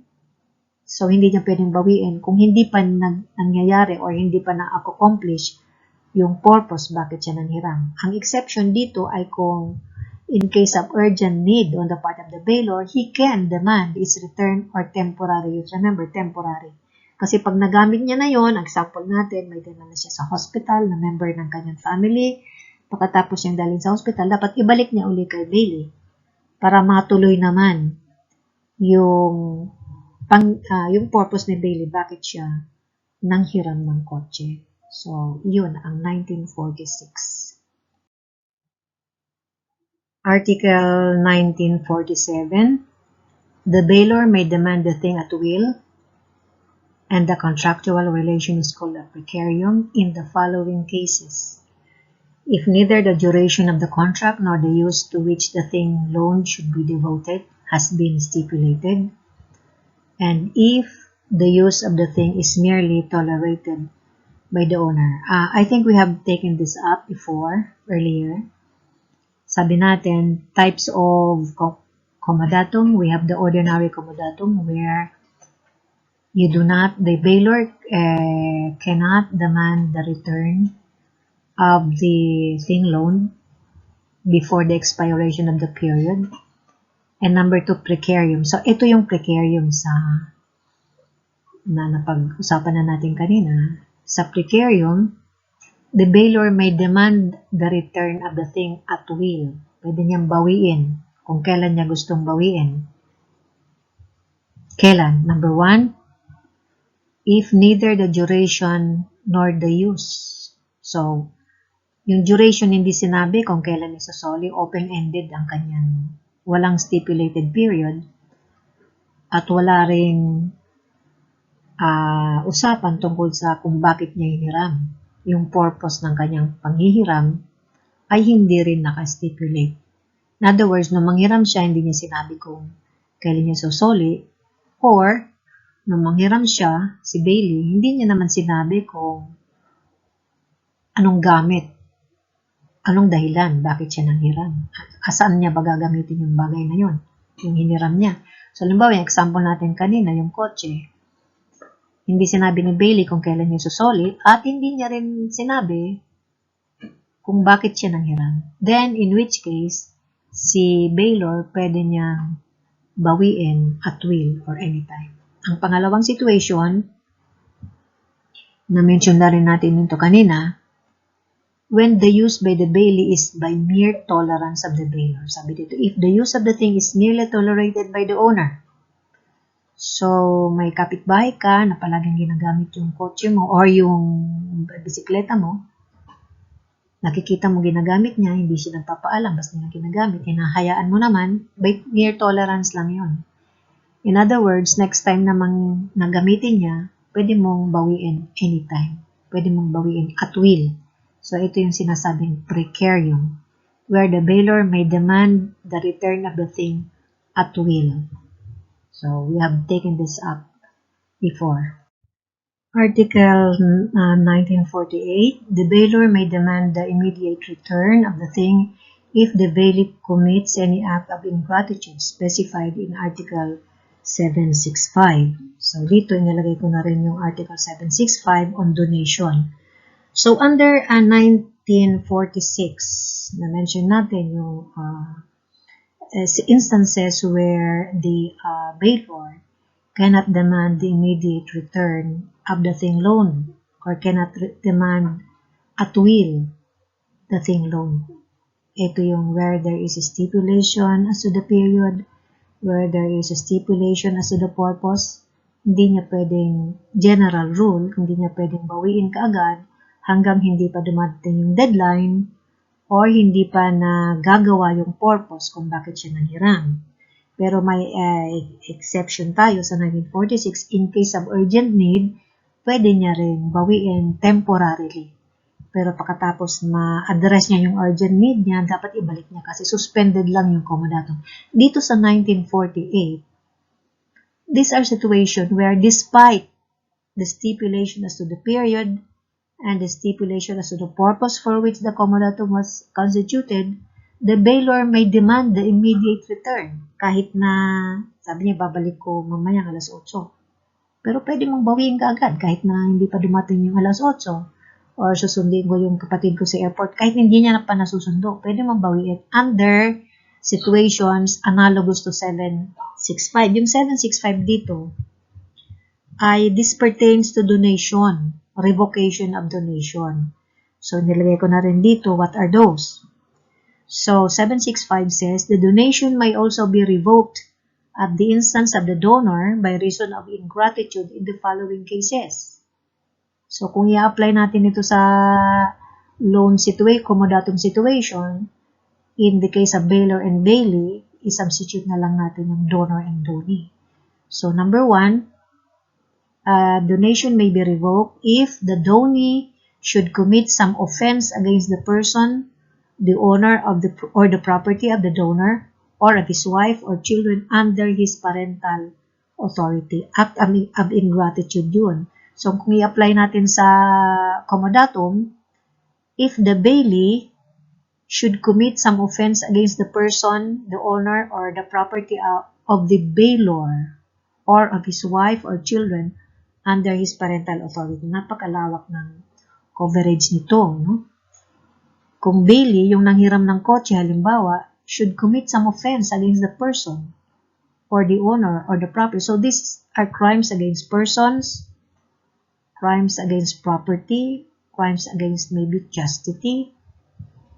Not only against the person of the bailor, but also of his wife or children under his parental authority, meaning minor children. So, ano example nito?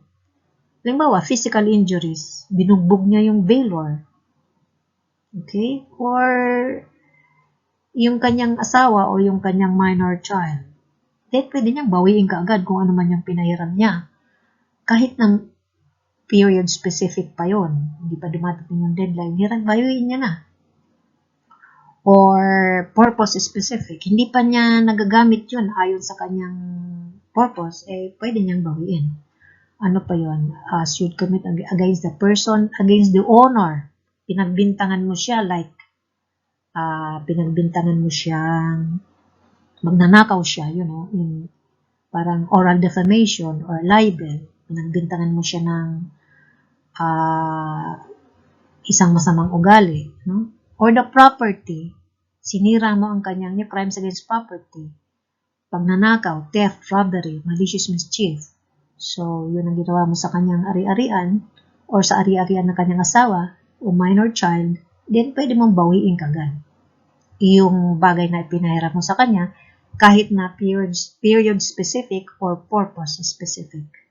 Okay, malawak ito kasi hindi lang against the person of the bailor. Also against the owner, the person, the owner property of his wife. Against the owner, person, property of his minor children. Okay, napakalawak nito. Number 2, if the donee or if the bailee imputes to the donor any, if the bailee imputes to the bailor any criminal offense or any act involving moral turpitude, even though he should prove it, unless the crime or the act has been committed against the bailee himself, his wife, or children under his authority. So, pag pinagbintangan mo ng krimen si bailor or any act involving moral turpitude, ito yung mga kilos, mga gawa na nagpapakita ng masamang ugali, masamang moral depravity ng isang tao. Kahit na totoo. Basta lang, ang exception dito, kung yung krimen na yun ay ginawa niya against the bailee himself, then hindi siya papasok dito sa number 2. Pero kung pinagbintangan mo, ikaw A, nagnakaw kay B, pero ang nagsasalita ang bailee ay si C, then even assuming na totoo yun, pero pinagbibintangan niya ng criminal offense or an act involving moral turpitude, then pwedeng bawiin kaagad ni bailor yung kung ano man yung pinahiram niya kay bailee. Not only against himself, but also unless the act has been committed against the bailee himself. Number 3, if he unduly refuses, halimbawa yung bailor bailee, yung bailee ay magkamag-anak sila, members of the same family, that one has the obligation to support the other. If si bailee ito if the bailee unduly refuses to support the bailor, when the bailee is legally or morally bound to give support to the bailor.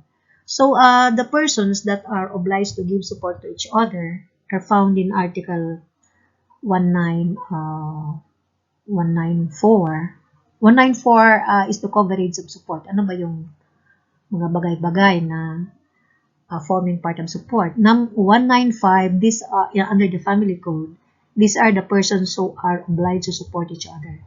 So, assuming na mag-ama ito, dalawa, halimbawa, they are obliged to support each other, the bailee is the son and the bailor is the father.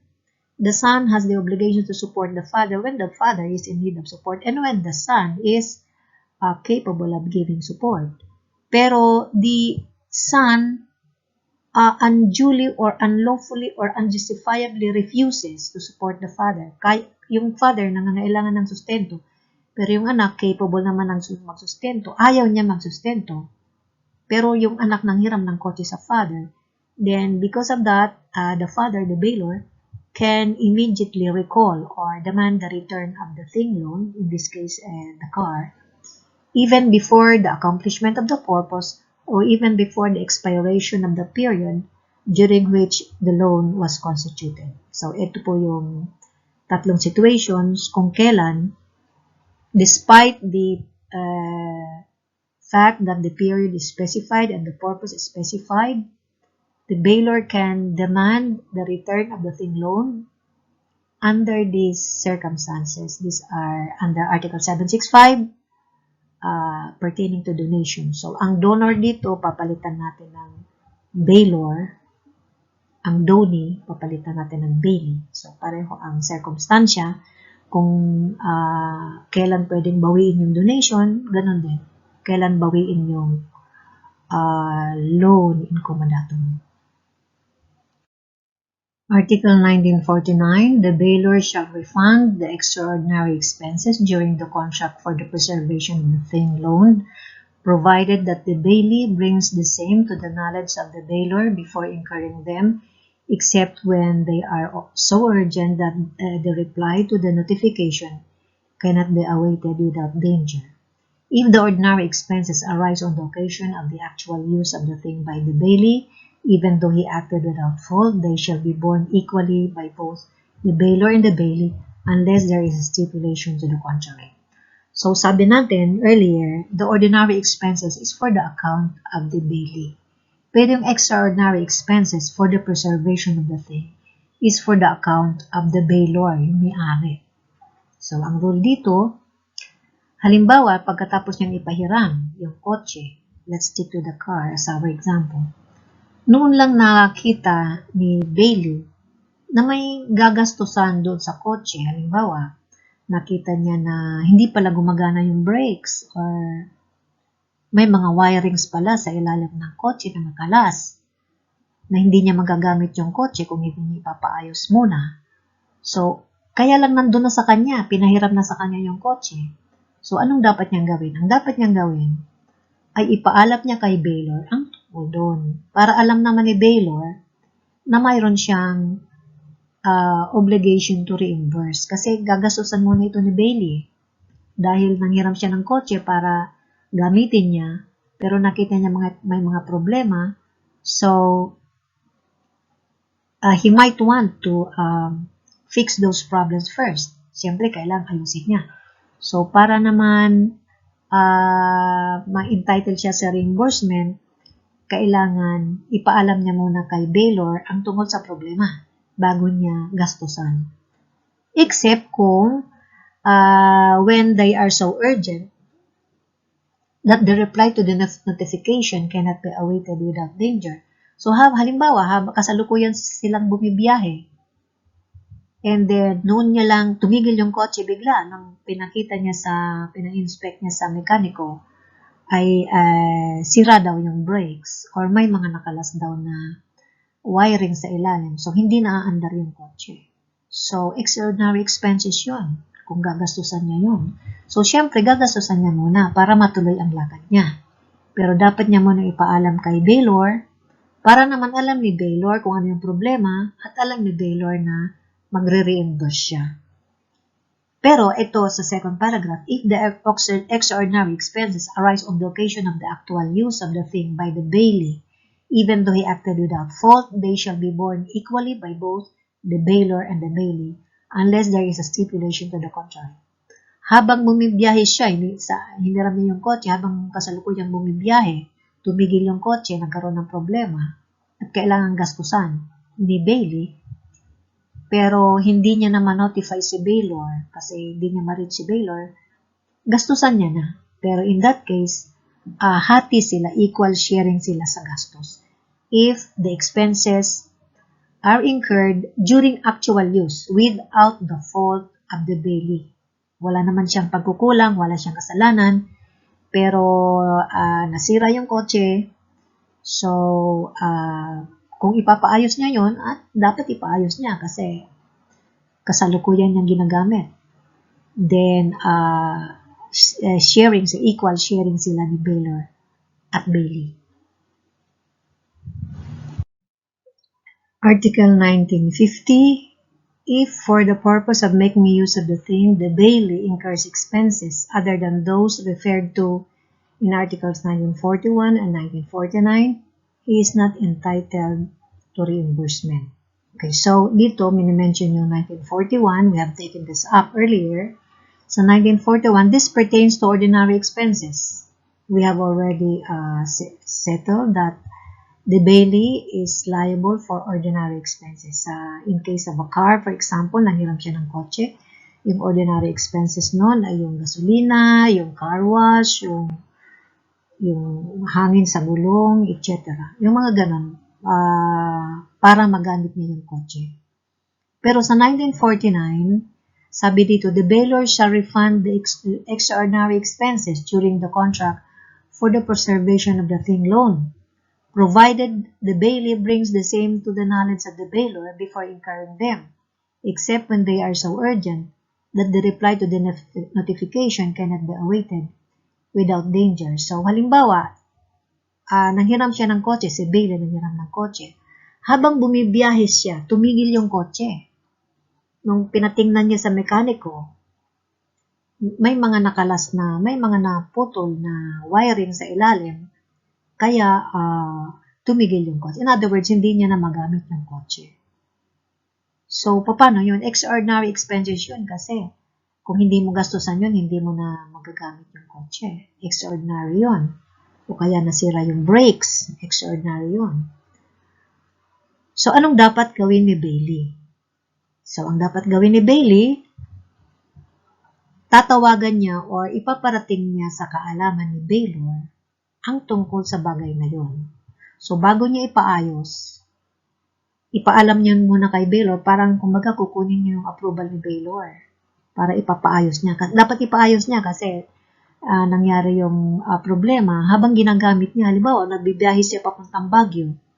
Biglang bandang laon yun, tumigil yung kotse. Nung patingnan niya sa mekaniko, ay may mga nakalas na wiring sa ilalim, kaya tumigil. So, sabi, kailangan ipaayos niya yun. Pero bago niya dapat ipaayos, extraordinary expenses yun. Dapat ipaalam niya muna kay Baylor. Because, kailangan i-reimburse siya ni Baylor. Halimbawa, nakagastos siya ng 5,000. I-reimburse siya ni Baylor kasi yung extraordinary expenses under 1949 is for the account of the Baylor, for the account of the owner.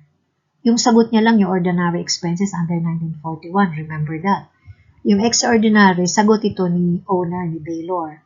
Kaya lang, nangyari yung problema habang ginagamit niya yung kotse. So, halangan naman na ipaayos muna ni Baylor kasi magkakaproblema naman siya tungkol sa kanyang purpose. Bakit niya hinaram yun? So, ang mangyayari, dapat ipaayos niya na muna. And he is entitled to reimbursement, provided na bago niya i-incur yung expenses, ipaalam niya muna kay Baylor. Anong dapat niya gawin? Tawagan niya si, Baylor, tumigil kami. Meron palang, sira pala itong brakes or may mga nakalas na wiring sa ilalim ng kotse, kaya kami tumigil. Ipapaayos ko na to. Para naman, alam ni Baylor na mayroon siyang i-reimburse sa'yo, kay Bailey. Pero halimbawa, nung tinawagan mo si Baylor, hindi mo makontak, cannot be reached. Paano yan? Maghihintay ka ba? Paano kung si Baylor nawala yung cellphone at hindi mo na talaga siya ma-reach na number niya? So, ang gagawin mo na, itutuloy mo na yung pagpapaayos kahit na hindi mo na ipaalam kay Baylor.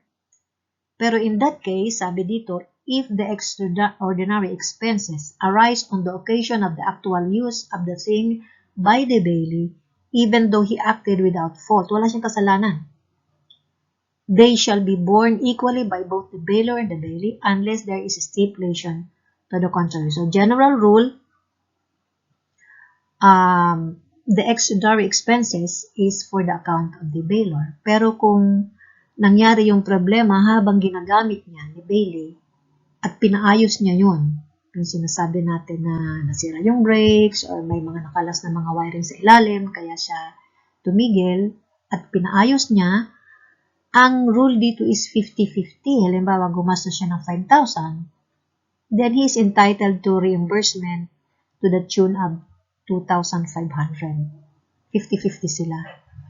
So, yun ang rule. Extraordinary expenses is for the account of the bailor. But, if the expenses arise on the occasion of the actual use, habang ginagamit mo yung kotseng hiniram mo, doon nagkaroon ng problema, at wala ka namang kasalanan, si Bailey wala namang kasalanan, then, pinaayos niya. Kailang paayos niya? Kasi siya ang mapeperwisyo pag hindi niya ipaayos. Then, 50-50 sila. Ni bailor at ni Bailey. Entitled siya sa reimbursement up to 50% only. So, ano yung rule sa 1950? Sa ordinary expenses, solo ni Bailey. Pero sa extraordinary expenses, supposedly, for the bailor account ito. Kaya lang, kung ang extraordinary expenses ay na-incur ni Bailey during the period that he is using the thing loan. Sa example natin yung kotse, habang ginagamit niya yung hiniram niyang kotse, doon nagkaroon ng problema. At doon siya nagkaroon ng extraordinary expenses on the thing loan. Siyempre, babayaran niya muna yon. Dahil mapiperwisyo siya pag hindi niya ginawa yon. Madidelay ang kanyang lakad kung ano man yun. Diba? So, afterwards, pwede siyang humingi ng reimbursement from the bailor only up to 50% of the total expenses incurred. Yun ang 1950. So, 1950 should be read in relation to 1941 on ordinary expenses and 1949 on extraordinary expenses incurred by the Bailey during actual use of the thing loan. Okay, so this is it. We are still in Article 1950, which says, if for the purpose of making use of the thing, the Bailey incurs expenses other than those referred in Articles 41 and 49, he is not entitled to reimbursement. So let us recall that Article 1941 refers to ordinary expenses. The law says that ordinary expenses are for the account of the Bailey. 1949 refers to extraordinary expenses. The law says extraordinary expenses are for the account of the bailor. But if the ordinary expenses are incurred by the Bailey during actual use of the thing loan without his fault, then 1949 second paragraph says that they should share the extraordinary expenses. Pero 1950 speaks of expenses other than those. So these are expenses other than ordinary and extraordinary. So, kasama na siguro dito sa other expenses ay yung luxurious expenses. Then, for those expenses, the Bailey is not entitled to reimbursement. Ano yung mga expenses na hindi kasama sa 41, saka 49? Halimbawa, nagpalagay siya ng TV sa loob ng kotse or nagpalagay siya ng pinapalitan niya ng carpet ng kotse o bumili siya ng spare tire.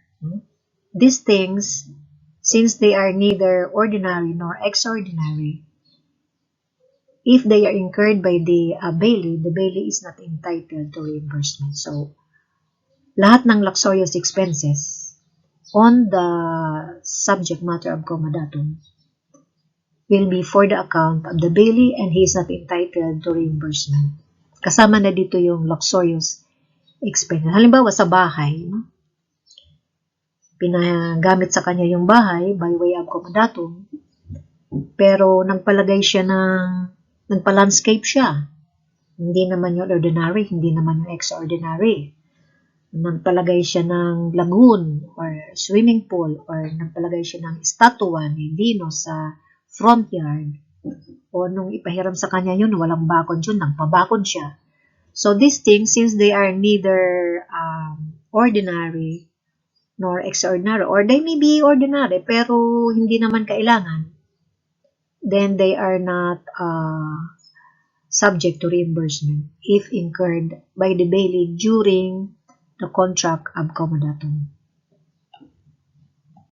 1951. The bailor who, knowing the flaws of the thing loaned, does not advise the bailee of the same shall be liable to the latter for the damages which he may suffer by reason thereof. So I think this is self-explanatory. Napakadaling unawain. Yung bailor dito, yung may-ari, pinahiram niya yung, halimbawa, let's stick to the car as our example. Pinahiram niya yung kotse. Pero alam niyang may problema yung kotse, hindi niya sinabi doon sa bailee, doon sa nanghiram. So halimbawa, may problema siya sa brakes, minsan hindi kumakagat yung brakes. Minsan kumakagat, minsan hindi. So may problema. Nung hiniram ni bailee, pinahiram niya, hindi niya sinabi yun.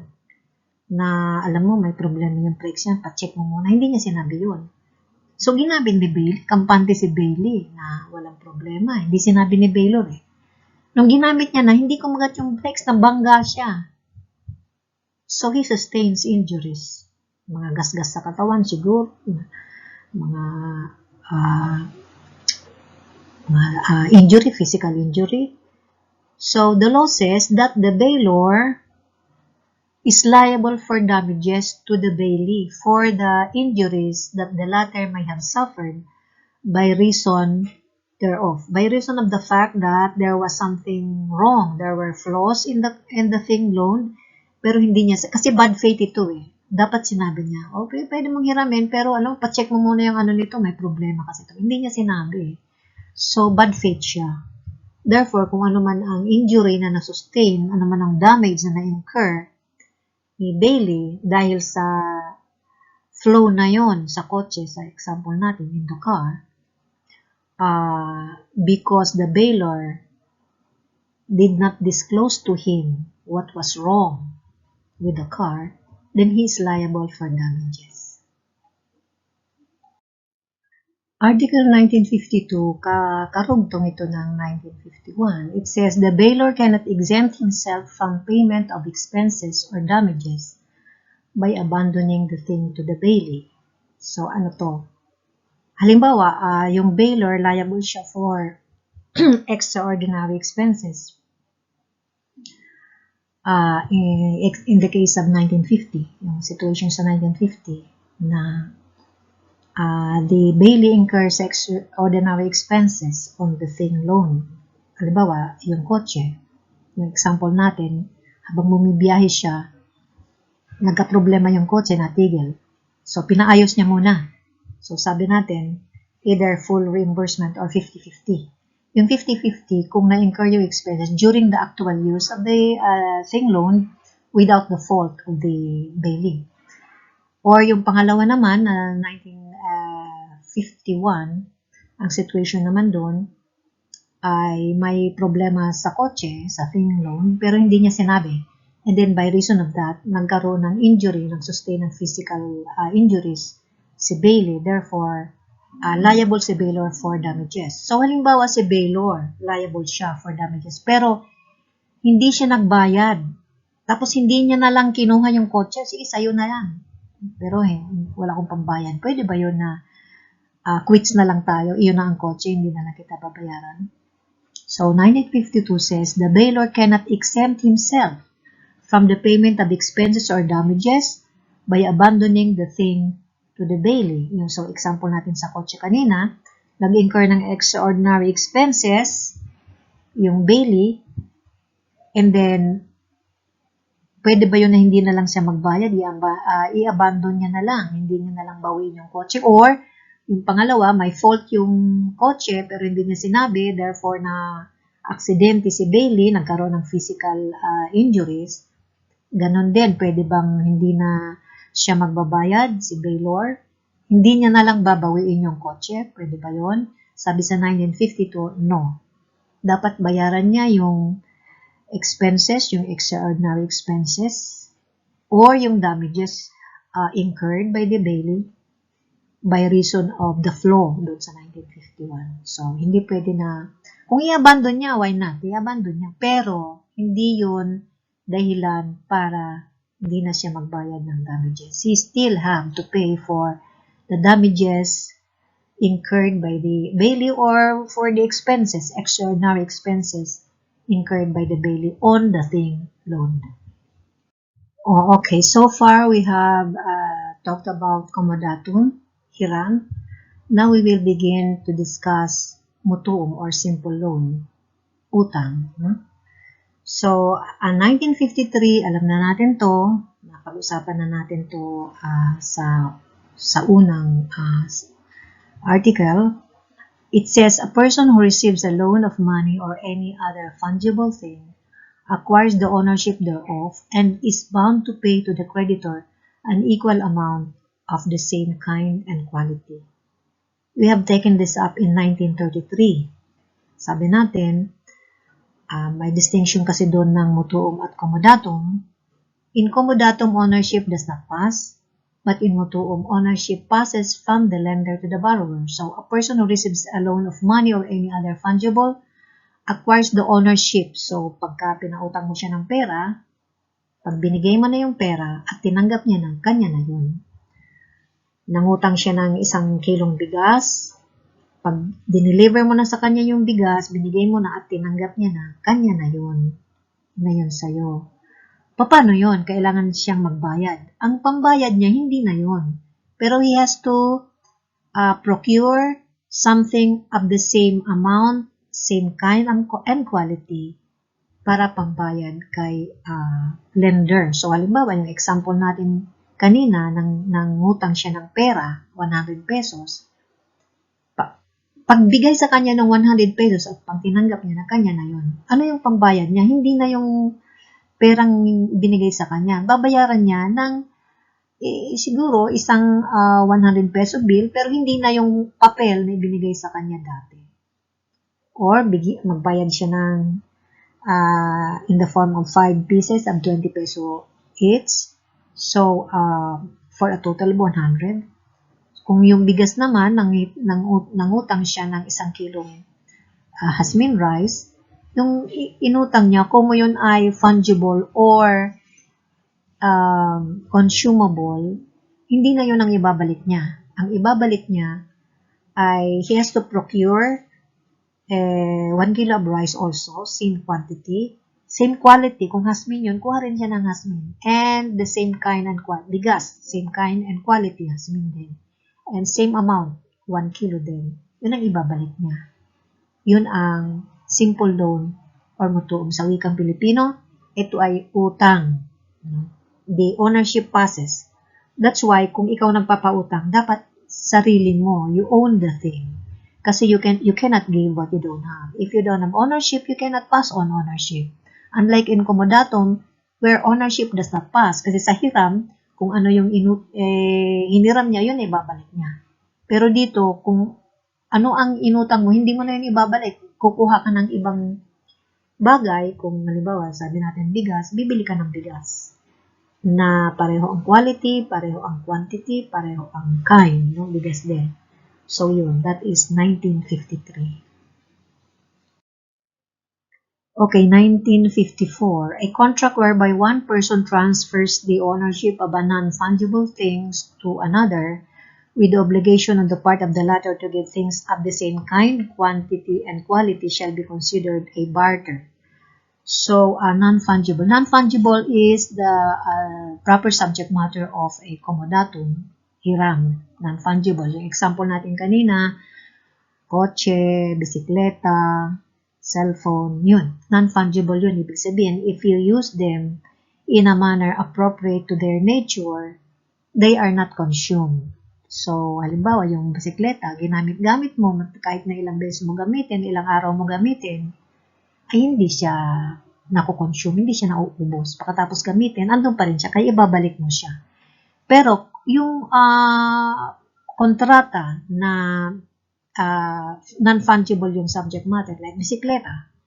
Binigay mo yung bisikleta. Si A, may bisikleta, binigay niya kay B, hindi na kaagad siya comodatum kasi sa comodatum, ownership does not pass. Dito, ibinigay mo talaga. In exchange for something of the same kind, quantity, and quality, it is not comodatum, it is barter. So, ano nangyari? Nagbigay ka ng bisikleta sa kapalit ng isang bisikleta rin na of the same kind, quantity, and quality. Parehong brand, parehong size, parehong quality. Kung bago yun, bago rin yung binigay mo. So, that will be barter. It is not comodatum. Kasi number one, yung comodatum, ownership does not pass. Dito, it passes.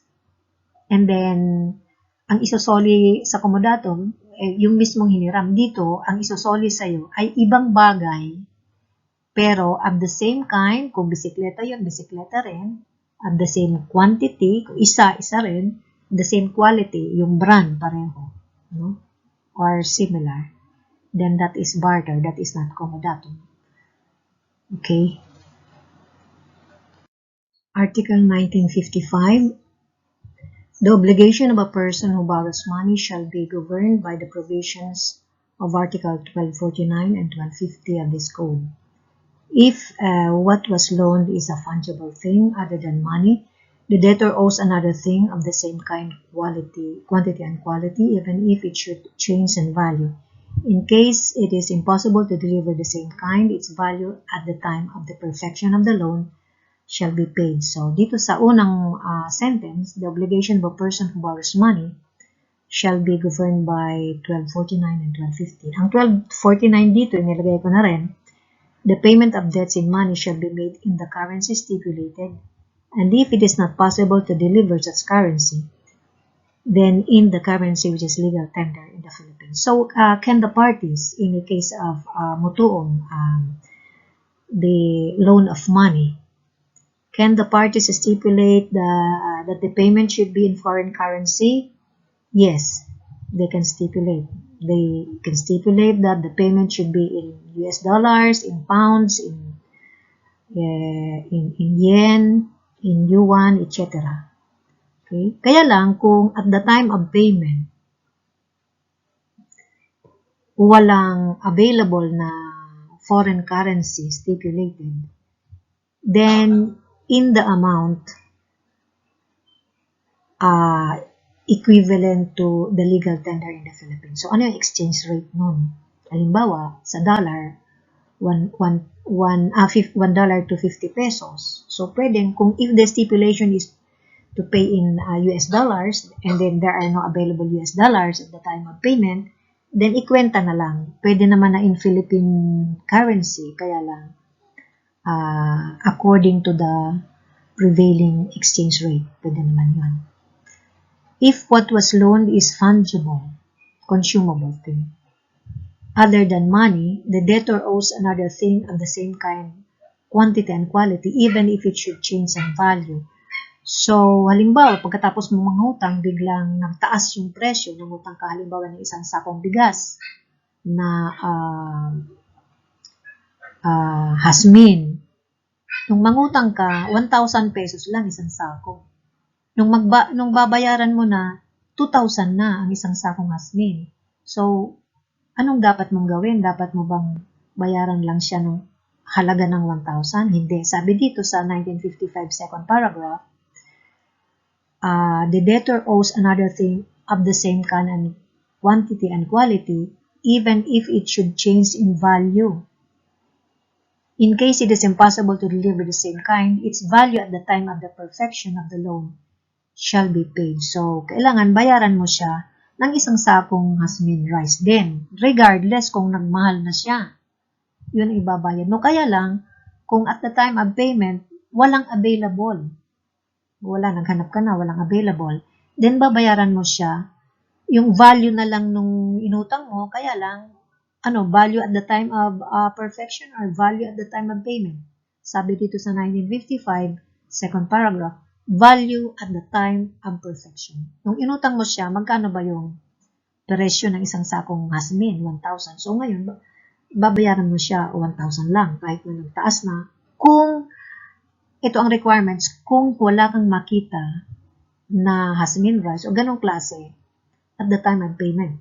Nangutang ka ng hasmin rice, one kaba na hasmin rice, unfortunately at the time of payment, nung June na, dapat ka na magbayad, wala kang makita, no stock available anywhere. Therefore, mapipilitan kang bayaran na lang yung halaga. So, ang tanong, yung halaga ba noong mangutang ka or nung halaga nung magbabayad ka na? Kasi iba na eh. Nagmahal na siya, yun ang presumption natin. It is the value at the time of the perfection. Noong i-deliver sa'yo yung bigas, yung presyo nun, yun ang masusunod. Pero kung may available naman, pero tumaas na, hindi ka pwedeng mamili na bayaran mo na lang yung presyo. Hindi ka pwedeng mamili ng ganon. Dapat bayaran mo siya something of the same kind, quantity and quality, regardless kung tumaas na yung presyo. Itong babayaran mo siya ng amount, ito'y kung wala kang makitang swing price at the time of payment, so yun ang option mo to pay the value of the thing loan according to its price at the time of perfection. Pero kung mayroon naman, kailangan bumili ka, bayaran mo siya, regardless kung tumaas na yung presyo. Article 1956, no interest shall be due unless it has been expressly stipulated in writing. So, sa mutuong, pag nagpautang ng pera, kung wala namang nakalagay na stipulation as to the payment of interest, no interest is due. So, para ito sa mga nagpapautang, kung gusto nyo may interest, ilagay nyo yung stipulation with payment of interest. Kung hindi nakaspecify kung anong rate, the legal rate will apply, which is 6% that is under Article 2209 of the Civil Code. We have to relate this to this Civil Code Article 2209, which says, if the obligation consists in the payment of sum of money and the debtor incurs in delay, the indemnity for damages, there being no stipulation to the contrary, shall be the payment of interest agreed upon, and in the absence of stipulation, the legal rate is 6%. So, yun ang legal rate, 6%, in case of delay. So, hindi naman absolute na pagka walang stipulation ay walang interest. Pagka may delay, then there is interest of 6% under 2209. You relate this also to Central Bank Circular number 799, series of 2013, dated July 1, 2013. The first article says that the rate of interest for loan or forbearance of money, goods, or credits, and the rate allowed in judgments in the absence of an express contract as to such a rate of interest shall be 6% per annum. So, sa ngayon, flat rate na 6% for forbearance of money, goods, and credits. And in case of delay, pareho na silang 6%. So, you relate this to Central Bank Circular 799 and so New Civil Code provision Article 2209. Article 1957, contracts and stipulations under any cloak or device whatever intended to circumvent the laws against usury shall be void. The borrower may recover in accordance with the laws on usury. We don't study this anymore because right now, the usury law is suspended. It's not effective at the moment. Article 1958, in the determination of the interest, if it is payable in kind, its value shall be appraised at the current price of the products or goods at the time and place of payment. So, if at the time of the constitution of the loan, for example, the price was different from at the time of payment, the determination of the interest shall be based on the price at the time of payment. This is assuming, of course, that the price at the time of the constitution of the loan was different or lower than the price of the products at the time of the payment. So, at the time of payment, ang basis ng computation ng interest. Article 1959, without prejudice to the provisions of Article 2212, interest due and unpaid shall not earn interest. However, the contracting parties may stipulate or by stipulation capitalize the interest due and unpaid, which as added principal shall earn new interest. The exception to this is Article 2212 of the new Civil Code, which says that interest due shall earn legal interest from the time it is judicially demanded, although the obligation may be silent upon this point. So, general rule, interest due and unpaid, ito yung hindi pa bayad. The interest itself will not earn interest unless there is a stipulation between the parties to the contract of mutuum or simple loan. Ito yung exception kung mayroon ng kaso, mayroon ng judicial demand. Then the interest by operation ng law will already earn interest, and that is 6%. Flat na ngayon ang interest rate at 6%. So, madaling kwentahin. Article 1960, if the borrower pays interest when there has been no stipulation, therefore, the provisions of this code concerning solution debiti or natural obligations shall be applied as the case may be. So, sabi natin earlier, no interest is due unless it is reduced to writing. Dapat nakasulat yung, halimbawa, promissory note, I promise to pay to the order of A 10,000 on December 30, 2020. At na may kadugtong na subject to interest in case of delay. So, nakalagay doon, interest. Anong rate yun? That is the legal rate, 6%. Pero wala namang nakalagay na interest. Sabi niya, I promise to pay to the order of A 10,000 on or before December 30, 2020. Walang nakalagay. Pero, therefore, kung walang nakalagay na, walang stipulation as to the payment of interest, no interest is due. Because it has to be in writing. Kaya lang, yung debtor, pagkakaunawa niya may interest na hindi lang isinulat kasi mayroon silang collateral agreement na magbabayad siya ng interest. So, voluntarily, nagbayad siya ng interest. Nagbayad siya ng 10% interest, for example. Nung magbayad siya ng utang, may dagdag na 10% kasi sa pagkakaunawa niya, kahit na hindi nakasulat, may collateral agreement sila dati. So, sinunod niya yun, nagbayad siya. So, ano yun? Valid ba yung wala namang stipulation? So, anong gagawin ni creditor tungkol doon sa payment of interest? So, ang masusunod natin dito yung principle on solution debiti or unjust enrichment or natural obligation. So, paano yun? We will take that up shortly.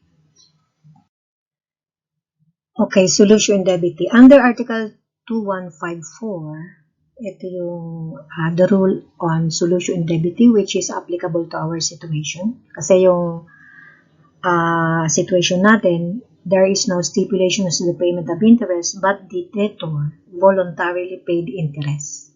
So, anong gagawin ni creditor? Isosoli niya ba? O hindi. Kasi unang-una walang stipulation. And therefore, if there is no stipulation as the payment of interest, no interest is due. That's a general rule.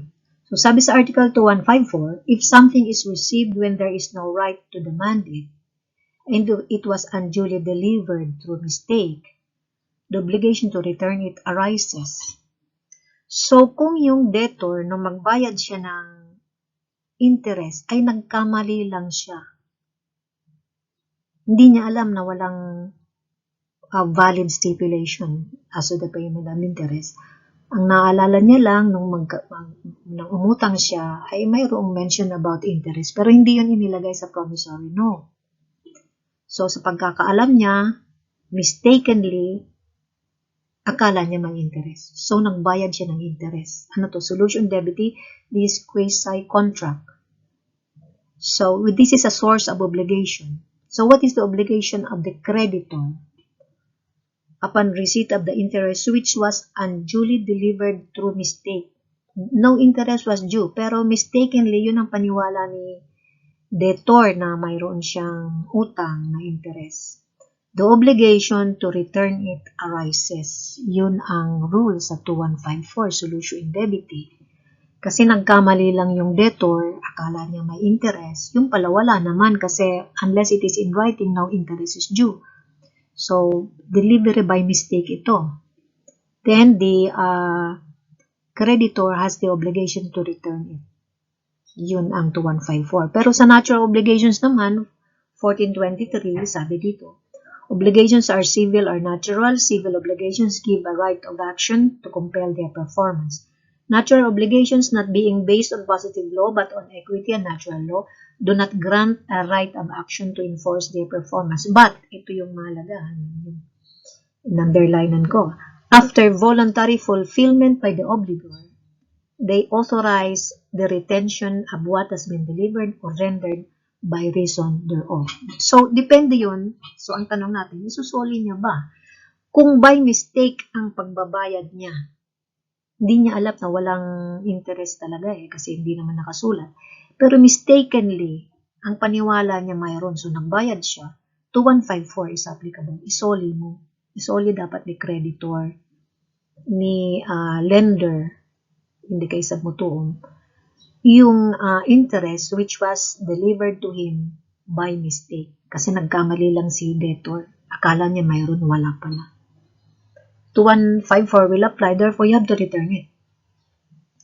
Pero, 1423, knowing, alam niya na walang interest, pero voluntarily, after voluntary fulfillment by the obligor, alam niyang wala, pero nagbayad din siya just the same. Alam niyang wala. Pero siguro, inisip niya, kawawa naman si creditor, ginamit ko ang pera niya, hindi ko man lang ininteresan. So, voluntary, alam niyang wala, pero voluntaryo siyang nagbayad. Ano ang legal effect? They authorize the retention of what has been delivered or rendered by reason thereof. So, si creditor, hindi niya dapat ibalik kasi voluntaryong ibinigay para siyang donation, di ba? So, itong 2154, kung nagkamali si debtor, akala niya mayroon, wala pala. So, nagbayad siya. Dapat ibalik. Pero 1423 on natural obligation, voluntaryo siya nagbayad, alam niya na wala. Pero voluntaryo siya nagbayad ng interest. Then, according to the law, the creditor is allowed to retain what has been delivered or rendered by reason of such delivery by the debtor. So, ito yun. We make a distinction whether the interest which was not due because there was no stipulation, no written stipulation in the contract of magputuon, whether the delivery was by mistake or voluntary. Kung by mistake, again, isoli. Pero kung voluntaryo naman, siguro may sobra siyang pera, naawa naman siya kay creditor, kawawa naman. Ginamit ko yung pera niya ng napakatagal na panahon. Dadagdagan ko naman ng 10% interest. So, voluntaryo siya nagbayad, then you keep it. Because voluntaryo naman. Parang it's in the nature of a donation. So finally, 1961, this is the last article under loan. Usurious contracts shall be governed by the usury law and other special laws so far as they are not inconsistent with this code. So we don't take this up anymore because at the moment we don't have a usury law in effect. Suspended ang usury law. So this is the last provision. Okay, I'd like you to read the case of Caroline Garcia versus Rica Maritio on loan. This is a 2007 case. Maybe we will discuss this next session. And I also included in some slides some bar questions that I'd like you to answer. And if you have comments, questions, suggestions, please write them down at the comment section below. And I will try to respond to each and every one of you ASAP. So please send me your email addresses. Ganito na lang. Send your Gmail lang, Google. Send your Gmail addresses to your BDL and your BDL will send them to me. This for purposes of our Google Classroom. Doon sa Google Classroom, doon ko ibibigay ang mga assignment, pati yung compliance ninyo. Halimbawa, may quiz tayo, doon mo rin makikita ang questions, doon rin kayo mag-upload ng answers, pati yung grades nyo, baka doon ko rin ibibigay sa Google Classroom. So, I need your Gmail addresses for that purpose. So, this is circular Bangko Central Circular number 537. Please read this. This is pertaining to legal tender. I included some bar questions that you may want to answer. Distinction between mutuum and comodatum given in 2004 bar exam. A question on mutuum given in 2001 bar exam. Here's a question on comodatum. Another question on comodatum. Here's a question on interest given in 2004 bar exam. Please subscribe to my YouTube channel so that you will be notified of future classroom lectures. Thank you.